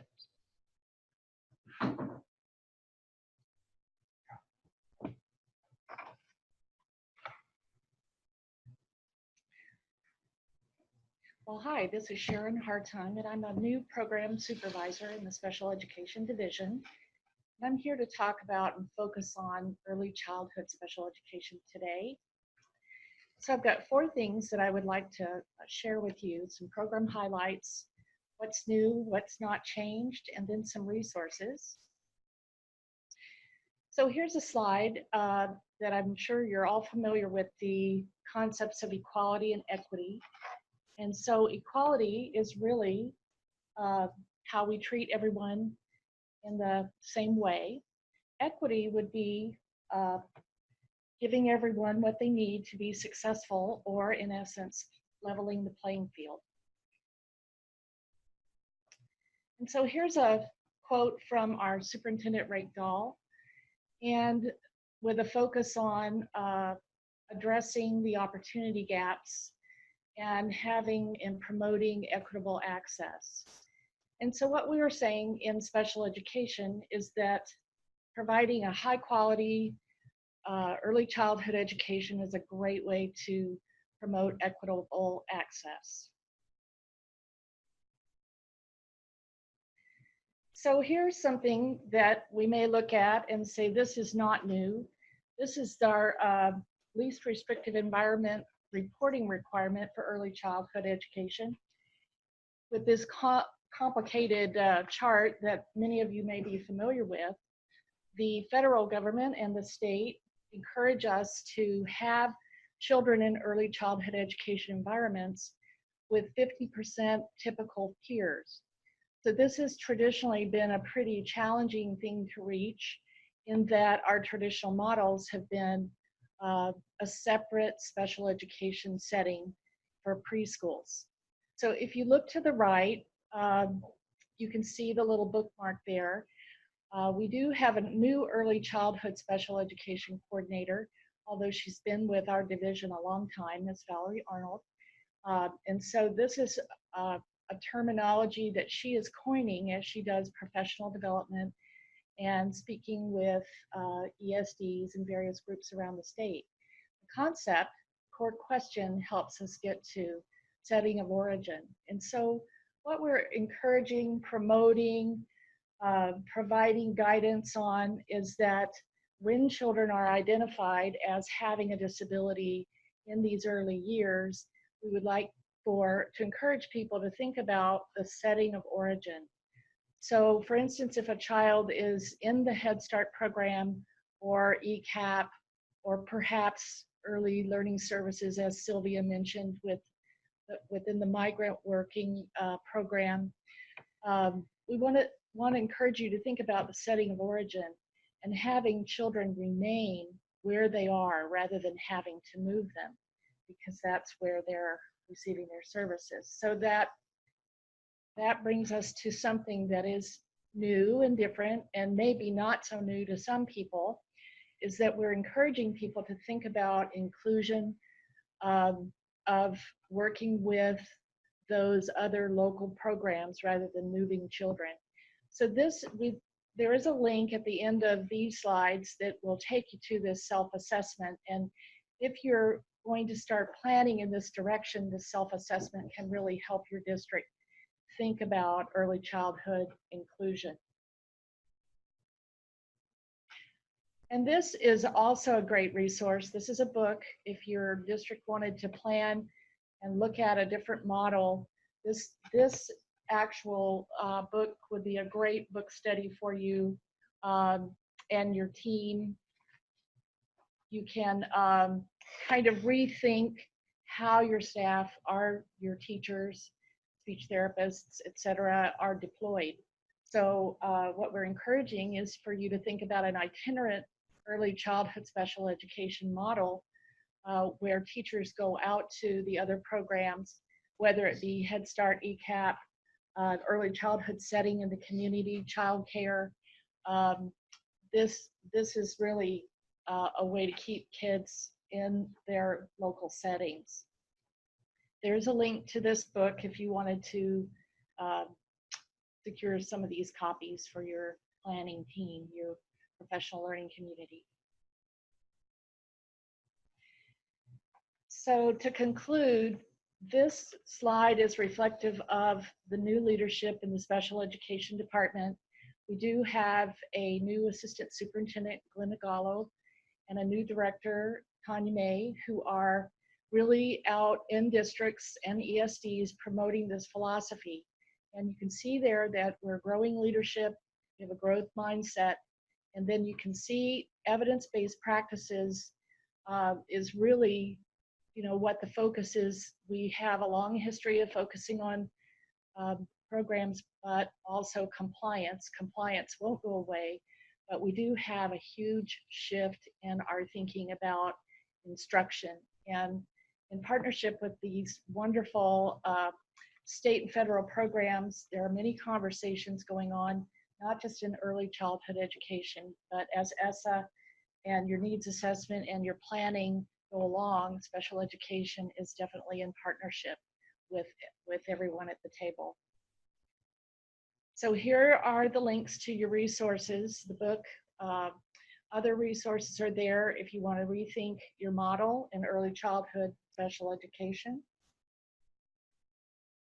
And then here are the contacts for you if you have any questions or if you want assistance in rethinking your model. Valerie Arnold is our new program review and early childhood special education coordinator.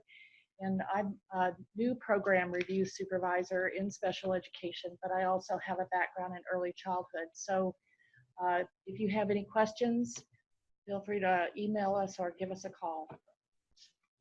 Any questions? Okay. And next.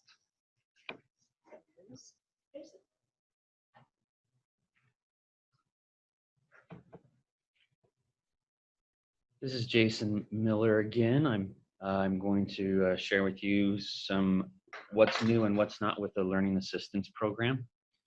And the main thing you should know is that we were thinking that several things would be changed, but they ended up not passing those bills. So it's mostly stayed the same. There's only a few minor changes. So here again are you go back, there we go. These are allowable services. One thing I want to point out is that we were hoping, we were thinking that the transition services would go to other grades and that the graduation assistance would go to other grade levels, but that has stayed the same there. So keep that in mind.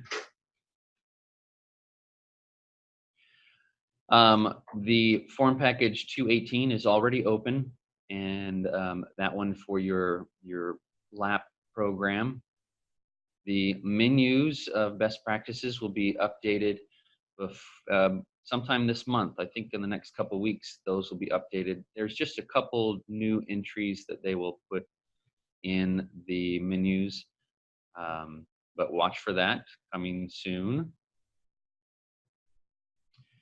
During the summer, we have the end of the year reporting. This is already open also, and you can start entering your information in here for your students that you've been in your services.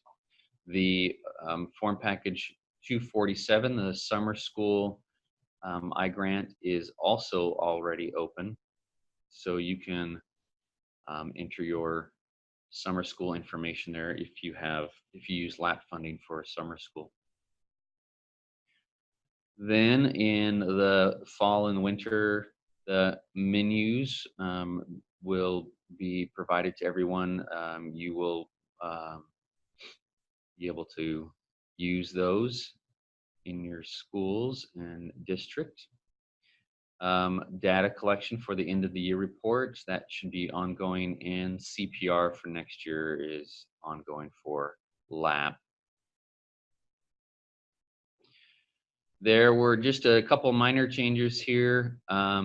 First of all, the LAP high poverty calculation, instead of being based on 1 year of exceeding 50% free reduced price lunch, this is going to be a rolling average of the previous 3 years. So there is a resource, and I will show you on these slides if you haven't already seen it in a slide or so, of where you can see if you are receiving and how much you will receive for that this year. This coming year's high poverty allocation is based on the 3-year rolling average.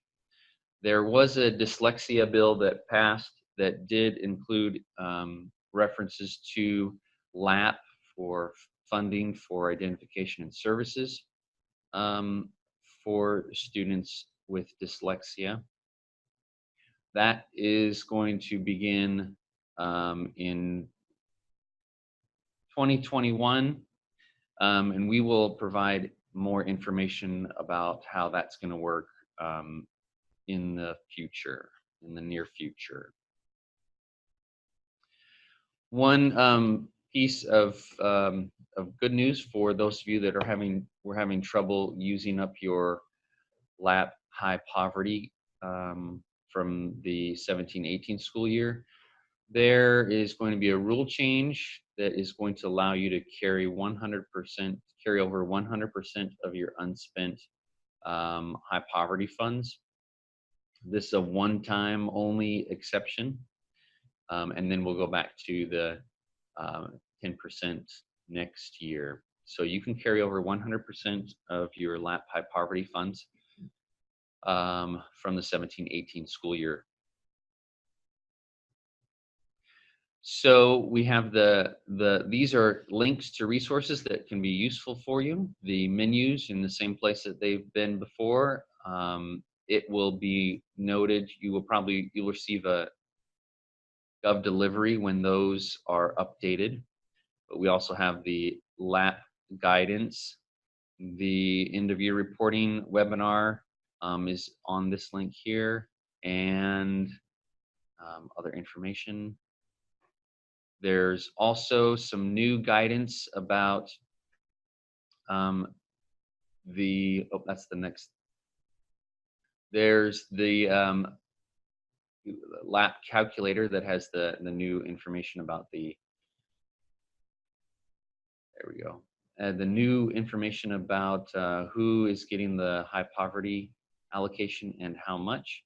And then this new guidance about how some ways to spend your LAP high poverty money if you've been having trouble with that. If you have any questions, you can call us at this number, or you can email Christy or Josh here, or you can contact one of us at the special programs office at this number also. Another resource here is this nice picture of this lady with a ponytail. You can use that also if you need to.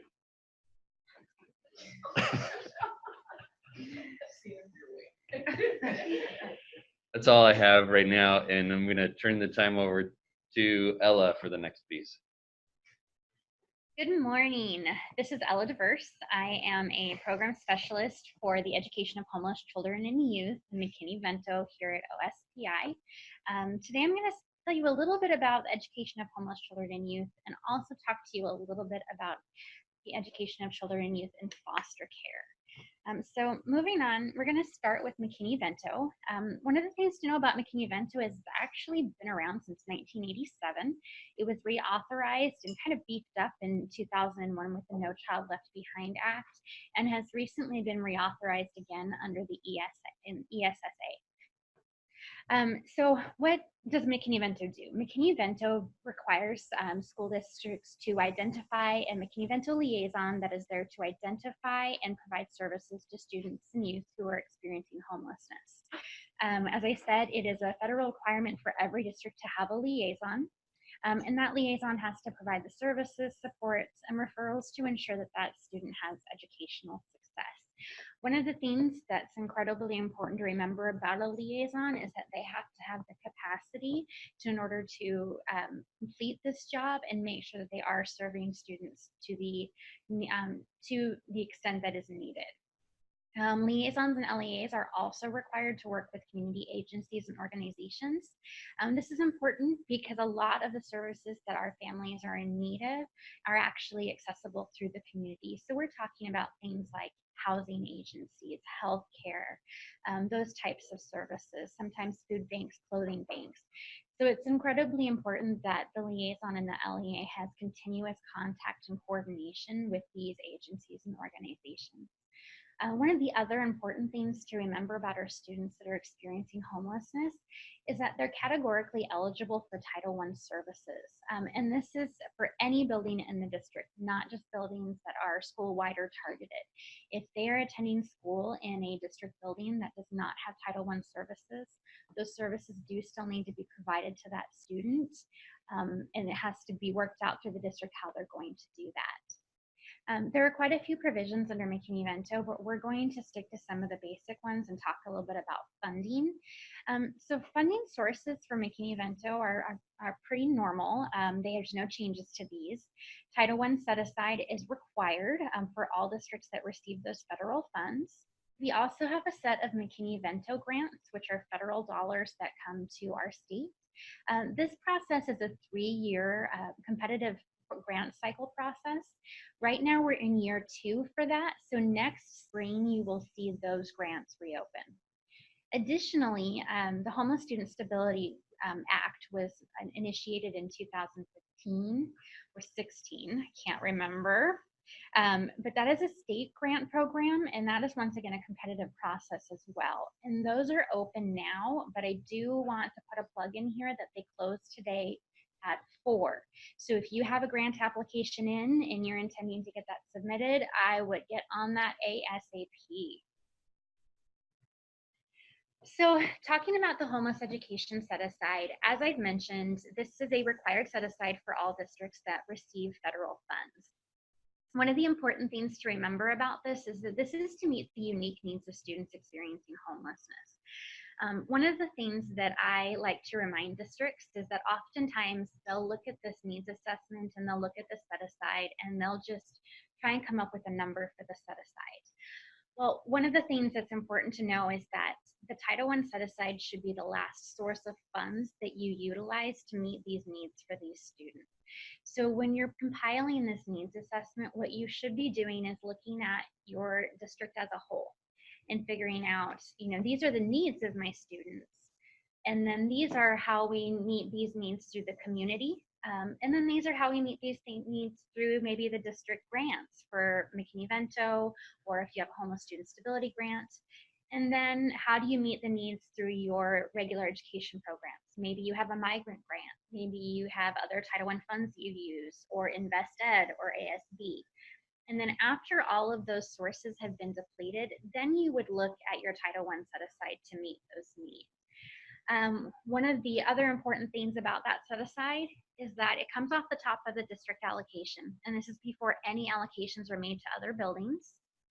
And one of the things that a lot of districts forget about is that your liaison should be involved in the process of this needs assessment. The liaison and other people that work in the school buildings that are actually serving the needs of those students need to be involved, because they're the ones who are generally working with the students, face to face, and they know what those students are in need of and what can help those students. So as you can see on the screen, this is the matrix from our needs assessment. And as I'd already mentioned, it's really, you need to define those specific needs and make sure that you're considering all of those other resources that you can use to meet those needs. If you have questions, you can definitely call us in the Homeless Education Office about the needs assessment, and you can also talk to your Title I program supervisor about it as well.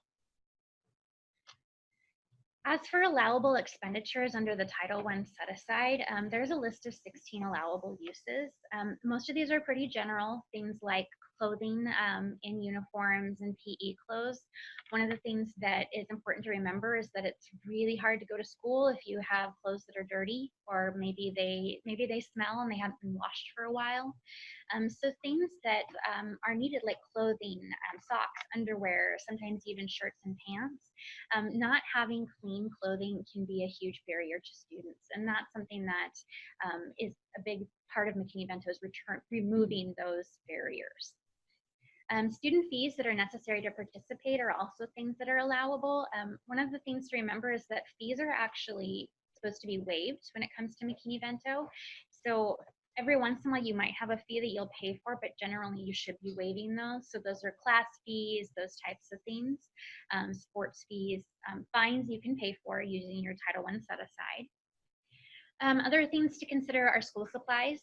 This is another thing. This is pretty obvious. A lot of our families and students are in need of this, and you can supply that. Birth certificates and immunizations.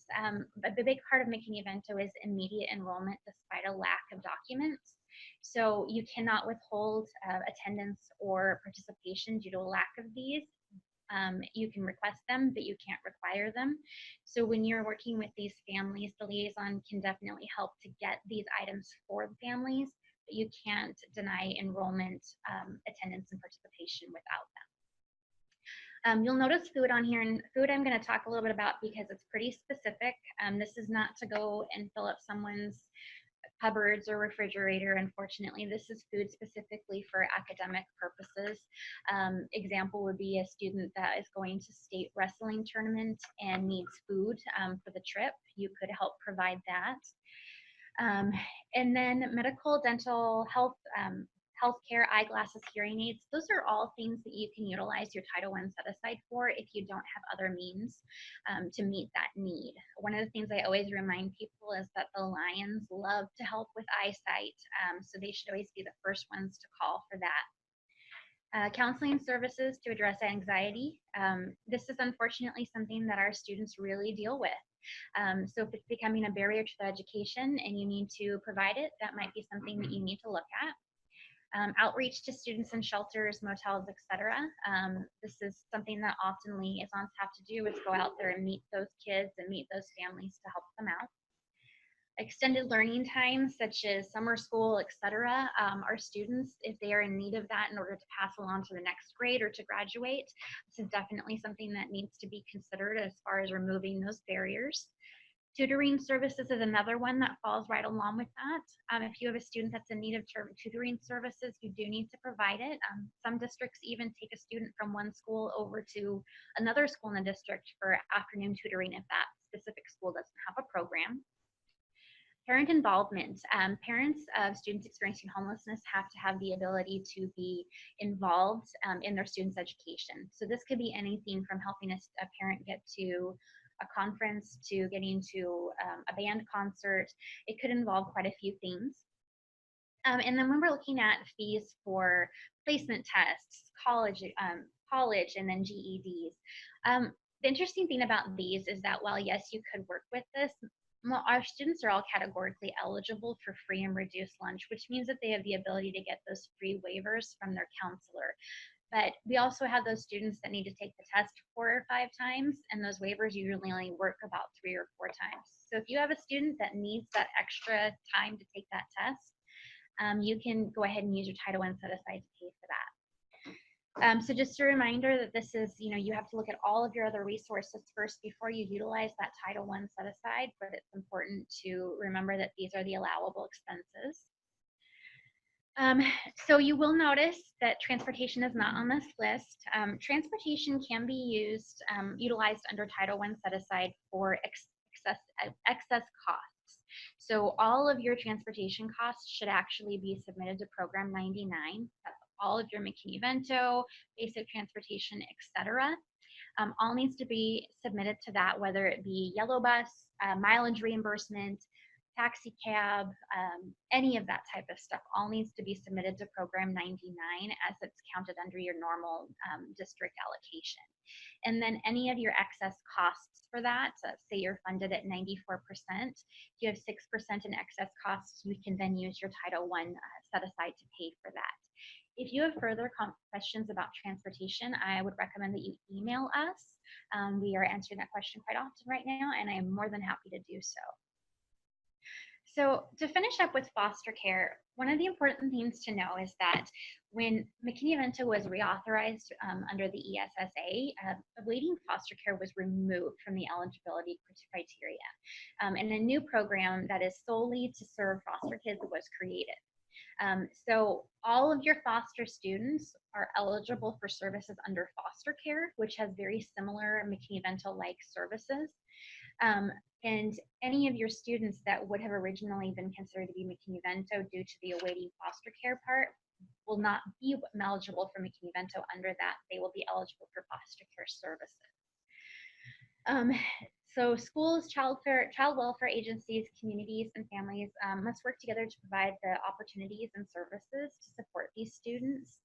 Like I said, this program is very similar to McKinney-Vento, but it is a little bit different as it really involves, some really big programs such as Children's Administration as well as the school district. Just like McKinney-Vento students, students in foster care are eligible for services such as Title I, and they're categorically eligible for them. They're categorically eligible for free and reduced meals as well. The funding sources for foster care are different. As Peggy Carlson, who's our foster care supervisor, says, Children's Administration should be the first source of funds that's utilized to meet these needs. So when you are working with your foster students, make sure that you are working with Children's Administration to help provide assistance and with the funding. You can also use your Title I funding, and you can use the Title I foster care set aside. Now that is an optional set aside, which is a little bit different, and I'll talk a little bit more about that now. Form Package 201, which is your Title I application, has an optional set aside for students in foster care. Just like the McKinney-Vento set aside, it comes off the top before all other allocations are made. And one of the things that to remember is that districts setting aside funds in foster care may serve students in all buildings, regardless of whether the building receives Title I Part A allocation, and that's the same as McKinney-Vento. The important thing to remember is that there is a separation of these two programs. Every once in a while you'll have crossover, but McKinney-Vento is a separate program from the foster care program. So you see the note down at the bottom of the screen that the homeless set aside must remain intact and cannot be reduced or repurposed to serve children in foster care. The set aside for homeless students must be based on the needs of homeless students in the LEA, and any change in the amount of that set aside must be justified only by changes in the needs of homeless students. So essentially, it's important to remember that meeting the needs of your students who are experiencing homelessness need to be maintained, and you cannot take funds for that or alter that just based on your foster students. If you have further questions about that, once again, I would recommend that you reach out to Peggy Carlson, who's our program supervisor, and her information follows. Or you can also reach out to us in the homeless education office. So here is our contact information. We are kind of a bulk group here of homeless and foster care. We have one phone number for you to reach all of us. And then we have technical assistance emails for both homeless education and foster care. And as Alyssa mentioned, call us because we love to talk to you, especially me, and I'm not even lying. 80% of my job to answer your questions, so don't ever be afraid to call. We also have homeless education websites and foster education websites that you can visit. And if you ever have problems finding something or you're looking for something specific, feel free to reach out. And then here is our team info. Melinda Dyer is our program supervisor. Melinda's been doing this basically since McKinney-Vento was around for 20 plus years. And then there's me, program specialist here. Jess Lewis is our program supervisor for the homeless student stability, the state side of this. Peggy Carlson is the program supervisor for foster care. And then we have the amazing Aubrey Schlotman, who puts up with all of us. And you can contact her and she can connect you to us anytime. Thank you. Do you have any questions? One question. Okay. You may have answered it, but they want to know what procedure must use to show use of or not using, as the case may be, Title I set aside homeless funds. Is it simply coding the expenditures appropriately? If the funds are not used, what should be done to document? Well, when we do consolidated program review, one of the things that we look at is the needs assessment and the Title I set aside. So what we look at is we see different things from districts. Some districts have the coding and they give us a printout of the budgets and what was spent and what wasn't. And then same thing when it comes to that, there was money left over. As long as you're tracking it and I can actually come in and see this is how this was spent, this is what that was spent for. We don't need specific information, be paid for football fee for Johnny. We don't need to see something like that. What we want to see is that you are using that to meet needs. So something like a budget showing that it was used or just an expenditure list would be perfectly fine. A lot of districts track it in Excel. Most liaisons have those records already. So if you are like a business supervisor or business manager or someone else in the district, I would say always connect with your liaison, make sure that your records match, and make sure that your liaison is aware of these funds because oftentimes we find that. So as like I said, as long as they're being documented, I don't necessarily have a preference as to how, just as long as they are. Does that help? Okay. Thank you. Yes, thank you. Thank you, Ella. It's me again, Jason Miller.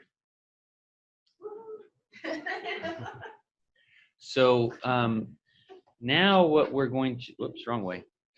Now for this portion, we are going to go over this document that we've been working on for decades, it seems like, but it's been a few months. This document to provide resources to help you better coordinate your funds. Here's the purpose of this document. And this is taken right from the beginning of the document to help the LEAs and schools and all the stakeholders to maximize the use of their federal and state funds so that you can better use these funds, work together with these to identify the students or for the identified students and staff needs. So it's divided into 3 parts, and we'll get to the document in just a minute. Let me go over these parts here. But the first part, we have the different categories where we are looking at specifically what programs can do to support these categories, these issues, and how programs can be coordinated together, funds can be coordinated together to support these specific activities and initiatives. These, most of these are based right off of the school quality portion of the improvement framework. This document is going to be expanding and growing over the years. But this is where we started. This is what we started with, and we're going to build off of this in the future. Part 2 talks about, explains a little more about transferability, about REAP, and about the school-wide programs and consolidating funds there. Different ways that funds can be used together to support programs. And then part 3 has really a summary of all the different state and federal programs that we have included in this book here. It is a book. It's working on becoming a volume of books. Next, we have some resources that may be helpful for you, including websites that we think would be useful for you, contact information. We have some information about for the budget or business managers, information, fiscal information there, and a variety of other things. What do we have next? So let me exit out of this for a minute and pull up the document. So this is what it looks like. You should have gotten an email on Friday. Is that right? On Friday with this in it, and it's on the SharePoint link. If you don't have this, then you can email Debbie and she will send that to you. We are planning to use the feedback that we've been getting from these webinars, or from this webinar and from the workshops, to make adjustments and improvements to this document and have it ready to be posted on our website in August. So watch for that there. And I would ask you to think about these 3 questions as we go through the document, and as you have and will review the document. Think about what you like about the document, what things are positive, what things do you find helpful, and then what kinds of information is missing. What would you like to see added to the document? And lastly, how can you use this document to better support the students in your district and in your schools? What can we do to help you to use this document? Or how can sharing this document with people in your area help improve your program? So you see in part 1 here, we have all of these sections here that I just mentioned. And let's look at the first one to see how this portion of the document is set up. So at first, we have a summary of the topic. So in this case, the multi-tiered systems of support. Summary of it, just a variety of pieces of information that we thought would be helpful for you. And then we have this table that has not only how you can use the different funds for this topic, but also some specific examples of how you can use them. These are examples that we came up with in our experiences meeting with and talking with schools and districts in the state. So it's not all inclusive, but there are a variety of examples that we thought are clear examples that we could share with you. We have that for each of the programs that we have discussed, that we have included in this program, state and federal programs. So let me just go through this.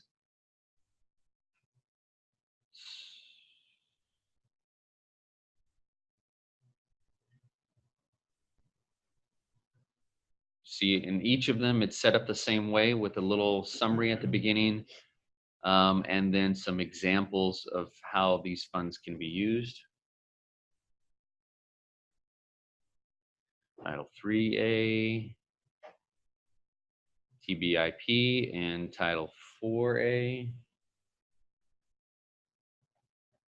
Highly capable funds and IDEA Part B and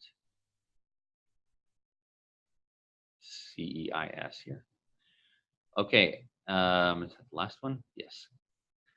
Then after that, we have the next piece is a different type of charts to give you like a quick view of which programs can be used to support which type of activities. We're still looking at under the category of MTSS, but these are some categories or some programs that can be used for specific activities. Some of these have things to consider. Maybe this only is applicable or allowable in with special populations or in special circumstances. So watch for that on this chart, on this table. And then this one's the longest one we have here, I believe. Then lastly, we have an example of how you could braid these funds together.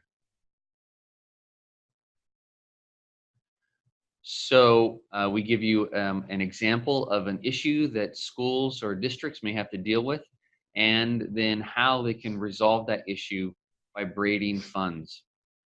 And let me stop for a minute and talk about this braiding funds term here. When we're using the term braiding funds, we're talking about coordinating funds where the funds still keep their character, the funds still have to be used for a specific part of the activity or with the specific population in with this issue here. But these funds keep their character and can be used together to solve problems here. We are not using the term blend for a couple of reasons. We're not blending the funds because they still keep their character. We're not talking about blending the funds because we don't have an accounting feature at the state level to help you to blend the funds in that way. So we are using throughout this book braiding or coordinating funds. Did I get that right? Okay, good. So this is the end of that example. And then it goes on to the next topic that you could address here, professional learning. With the same format here, some forward information that we thought would be helpful, and then back into the same tables, the same 3 tables to help you out with that. Then let me fast forward. Okay, if you don't get dizzy. Okay, so the next section is just a summary with information that we have in other places, but we decided to put it in here because we thought it would be helpful and applicable in this document here. We have information on transferability, information about consolidating funds in a school-wide program, and information about the REAP for small and rural districts there. So I'm gonna skip this portion here and go to part 3. So part 3 here, we have a variety of pieces of information.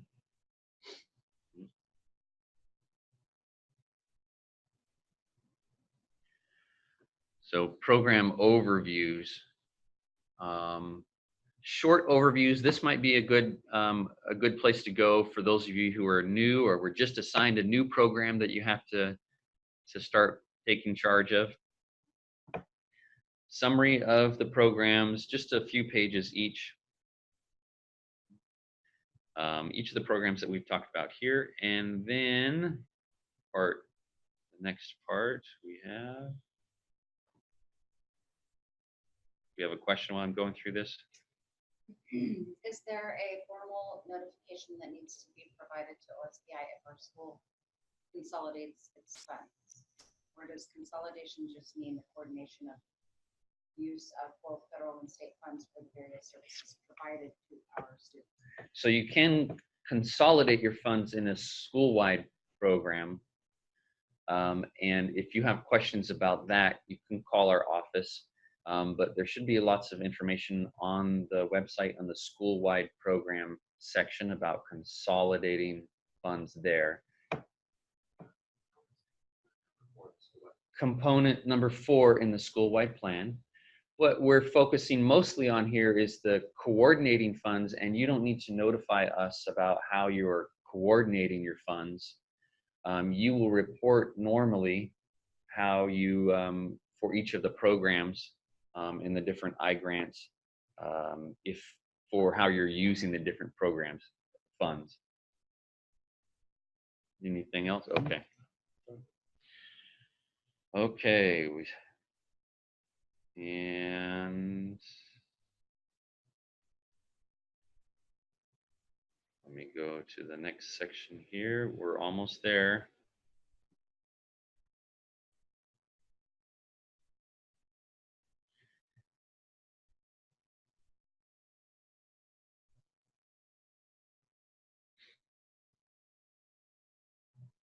Almost there. There we go. There we go. So here we have contact information for all of the programs with specific people, or the program emails you can call or email, and the website for those. So if you had questions about the school-wide program, you can actually go to this link right here, and there's a link right on the page for programs, Title I programs. You click that, and that will take you straight to the school-wide portion. Then we have here some frequently asked questions and a variety of other appendices with information that we thought would be helpful for you. I do want to show you one other piece here, all the publications and resources that you can go look for your own research on these issues.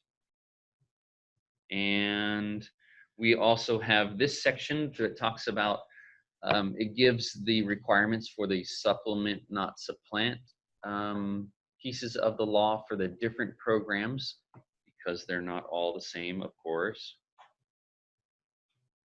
And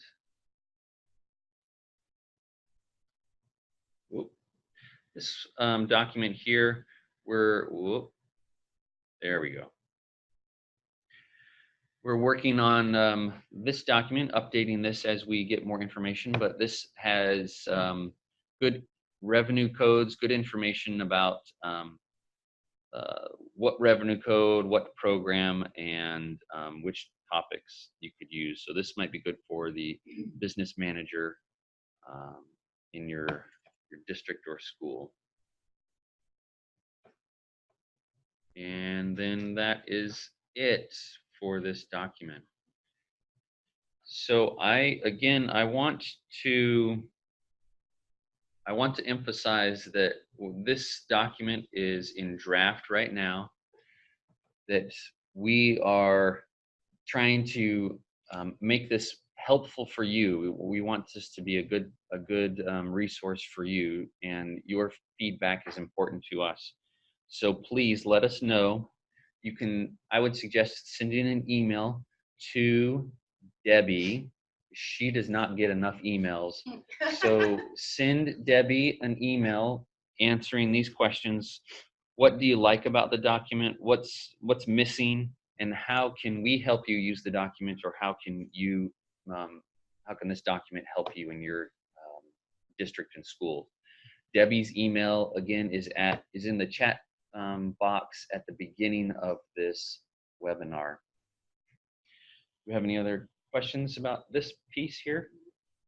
Okay, then we are 8 minutes ahead of schedule, and we are going to move on to the next section here, discovering. Thanks, Jason. And so we're going to move forward, and this is Sylvia Reyna again with, Laurie Fazari. And Jeannie Byerly. and we have the next 3 segments of the work session are kind of bringing components that you may already be working with in some form or format in your districts or school buildings. What we want to do is put it within the larger context of the Unlocking the State and Federal Program Funds document that you just got an overview of. And hopefully, as you go deeper into looking at that, reviewing it within those components that have been identified, we'll take a step back and look at how do we do our needs assessment process? What is the data that we are looking at, and how are we evaluating our efforts? So we're going to be taking those 3 components and walking through them in this component of the work session for today. So what we want to do is we want to build on the great work that you've been doing as a school district and/or in your school buildings. We want to strengthen that coordination between the programs, and we want to identify common characteristics from across the program. So in doing that, and while honoring the work that is being done, today we're going to provide you with some food for thought. We'll ask you to think about a comprehensive needs assessment in your district and begin to build connections across different programs. OSPI has been charged by the ESSA Federal Programs Work Group to move to a consolidated needs assessment. In this brief session today, we will define a needs assessment, review the various federal programs that require a needs assessment, identify components of an effective comprehensive needs assessment, and provide some sample templates, processes, and resources. So the definition of a needs assessment is a systematic process used to identify the strengths, weaknesses, and areas of improvement in a school building or local education agency. The thing that stands out to me about this definition is that we not only look at areas of weaknesses, but also areas of strength. It's important to keep this in mind and know where your strengths are so that they can be utilized to close the gaps that are identified. So on this slide, if you were able to download the handouts, I'd like you to refer to the form titled Handout Number 1. This is just a sampling of programs that require a needs assessment. The programs we've listed on the form are not all inclusive. They're just a sampling to help us identify areas where there might be overlap and repetition across programs. OSPI is looking at where the overlap may be that could be addressed in overarching plans. When I looked at each of the descriptions on this handout and the programs listed on the form, I identified several areas of overlap, which you probably would too. More than one of the descriptions mentioned to meet the unique needs of blank children. So you could fill in the blank with migratory, low achieving, at risk, etc. I also found overlap in the following statements. So there were several that said measurable program goals and outcomes, collaboration with families and parents, and well-rounded education. So some topic areas that span more than one federal state program area include professional learning, literacy rates, positive school climate, on track, 9th grade's on track, graduation, and family engagement. There are additional areas of overlap, and I encourage you to look at this, look at those more closely as we move to a more consolidated approach. So many of you have seen and worked with a Plan, Do, Study, Act approach for your building needs assessments, and we're going to take a step back and gain a broader perspective on this. You'll find in the materials handout number 2 is available for you to download. We've been calling it a triple column T-chart. I don't have a picture of it here, but it's a simple form with 3 columns that you can just do on a piece of paper. And it's just to help you, it's designed to help you identify what is needed in a comprehensive needs assessment. The columns at the top, I would have you title them elements needed, who's at the table, and what is the timeline or due date.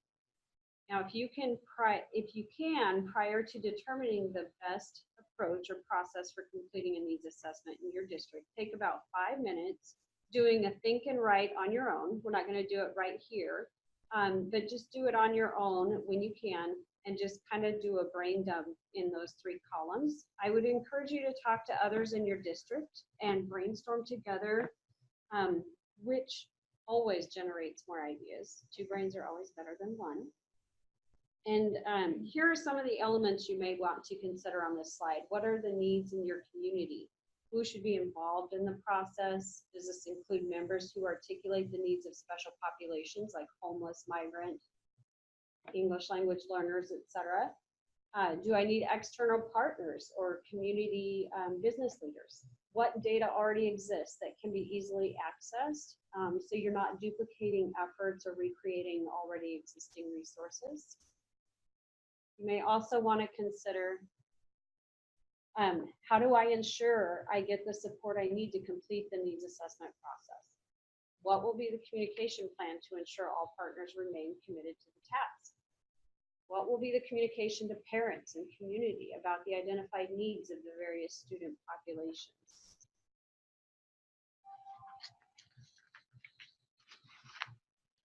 So ultimately, what our ideal goal would be is to take all of those different elements that you identify, what you need in order to analyze the needs of your school district and your school buildings, and synthesize them into one large comprehensive plan that then could drive your school district plan and your strategic goals, and then would also even inform your individual plans at this time. So this is just a visual of all of the different components coming in and feeding into different individual plans.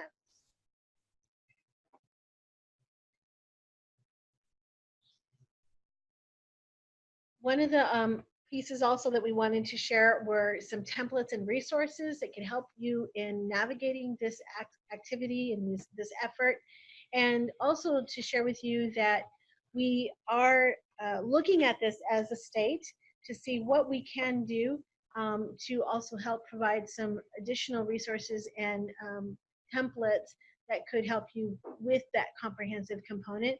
One thing that we are kind of a barrier at this time is that we did not get the legislative funding that we had hoped to get to develop a bigger effort to begin to make this a statewide component.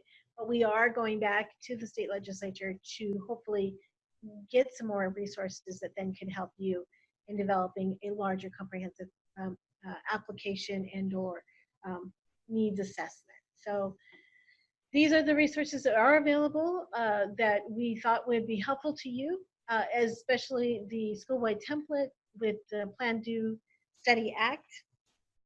Did I say that right? Mm-hmm. That's right. And also some other resources that we have found that may be helpful to you. In addition, when we were doing the on-site reviews, we had found this document developed by the CCSSO that we thought you might be interested in also accessing. So there's a link, and hopefully that will help you with identifying some of the components for a needs assessment. And we thank you for your time. We're going to transition it over to the data component. Okay, we're gonna go through this piece quickly. The main thing I want to, well, there's two things that we want to emphasize with this piece here. You all analyze data all the time, and we want to honor you for doing that. What we want to do here is give you some tools to help you use that data to discover what are the issues, what are the needs that your students have, and how you can best address those needs.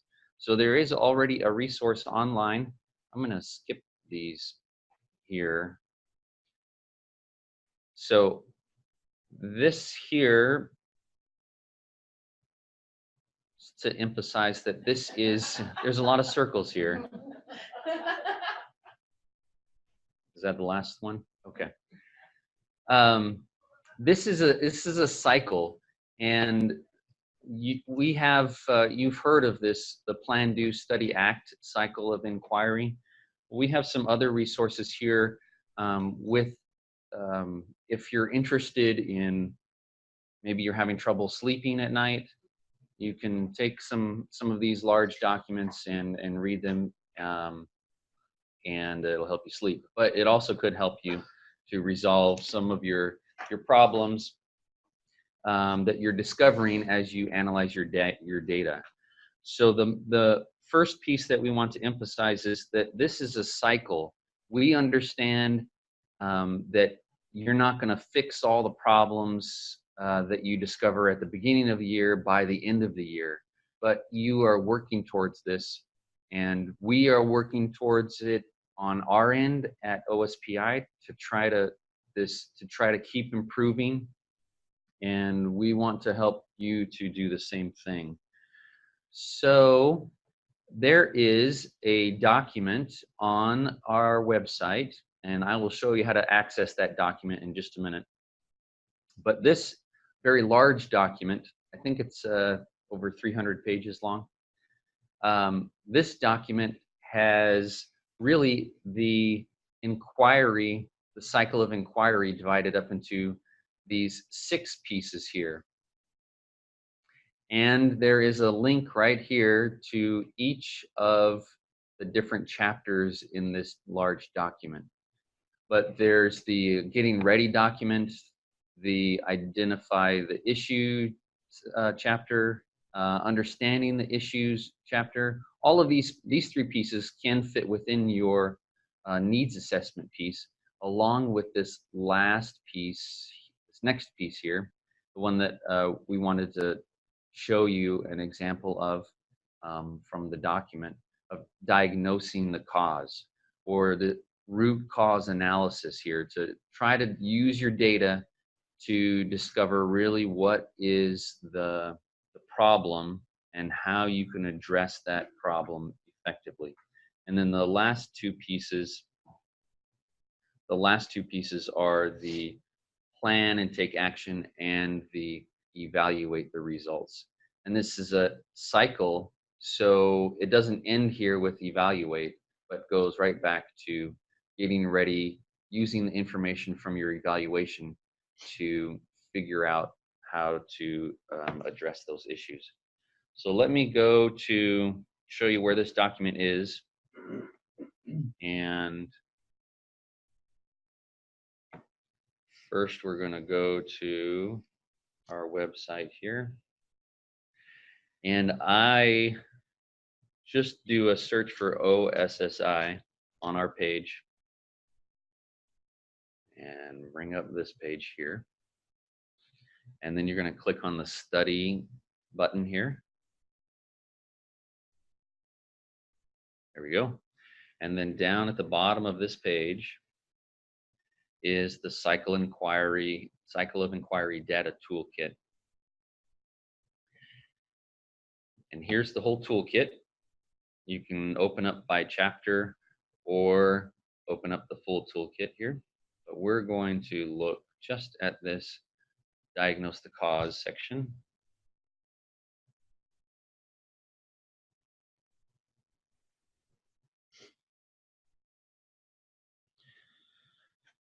So there are some information here on how, maybe some tips that might be helpful for you on looking at your issues, how to discover the problems that you're facing in your district or school.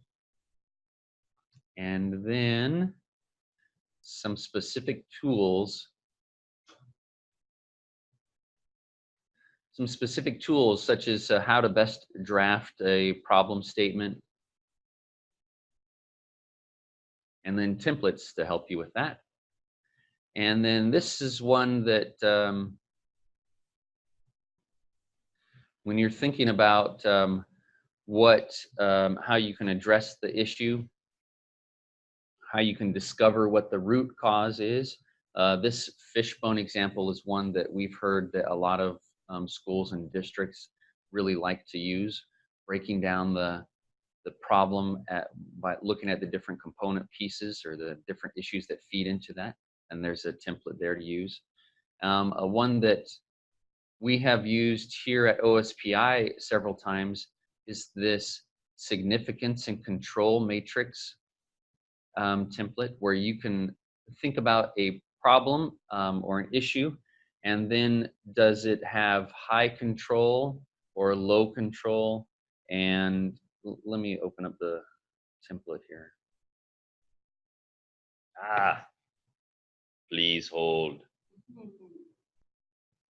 There we go.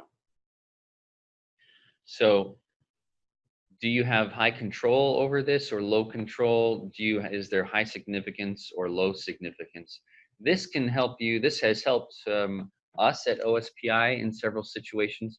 And we've heard of districts and schools using this to figure out, instead of working on something where you have low control, work on something where you have high control and where it will make high significance. And this is a tool that you can use that might be helpful for you.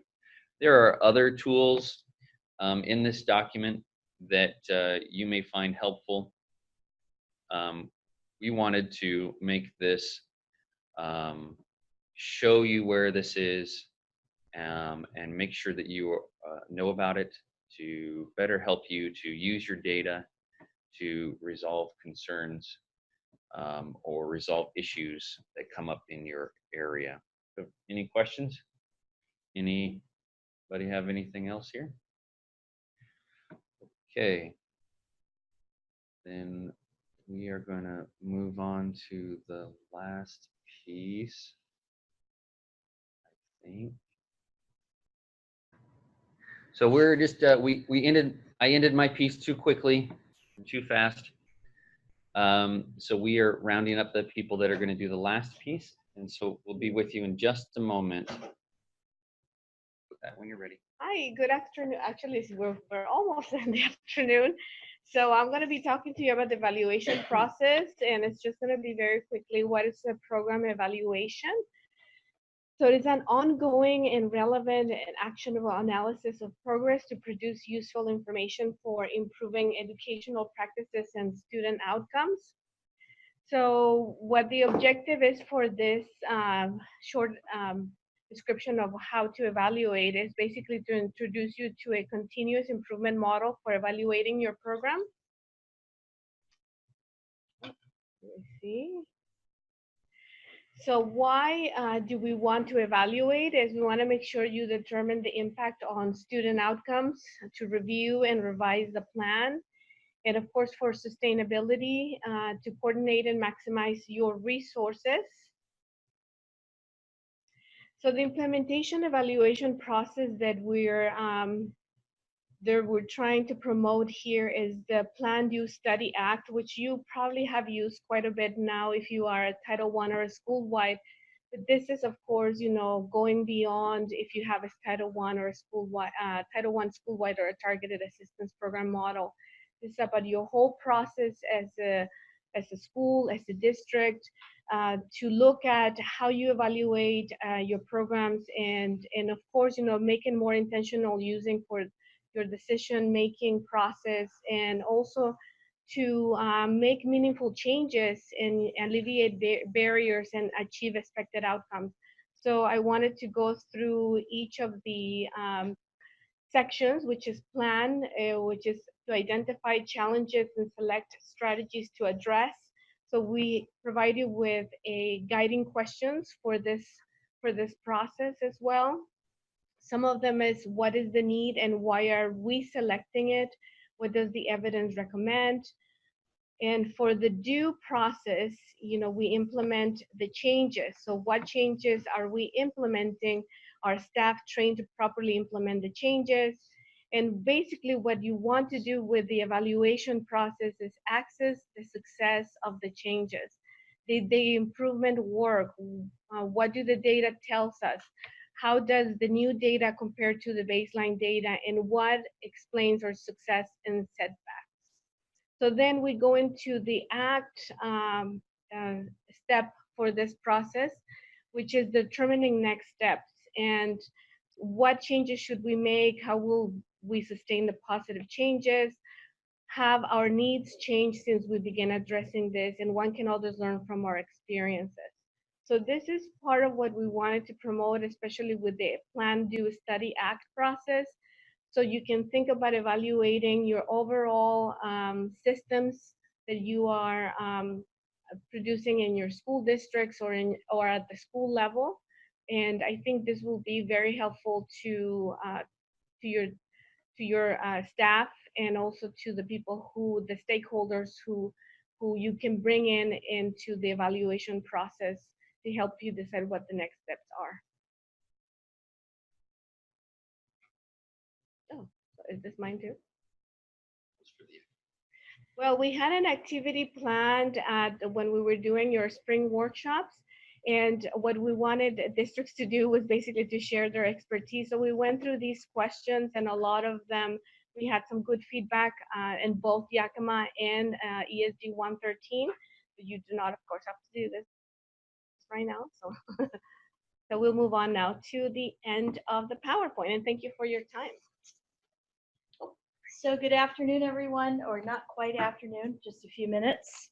I'm Gail Pauley, and I just wanted to bring to close our spring workshop this morning, thanking each of you for your participation, your questions that you have posed to us, and to let you know that if you have more questions, you know many of our email addresses, so please go forward and email comments or information that you would like us to address as we go forth and really taking a look at how we unlock state and federal programs to better support our students across the state. We're also asking you, I'm sure Jason spoke to this earlier, about the actual document, that if you have information that you would like to prepare or send to us, or comments, if we've forgotten something, let us know. If there's an example of something that would help you in your work, let us know what that is. If you have examples of how you've actually implemented unlocking state and federal programs to support your students in your districts, we'd love to hear those as well. And again, just a thanks to everyone. Please don't hesitate to contact any of us at any time to help you support your students, your educators within your district. And with that, I believe we are done for the day. Any final questions? Okay. And we don't have any final questions. So have a great week, everyone. Take care.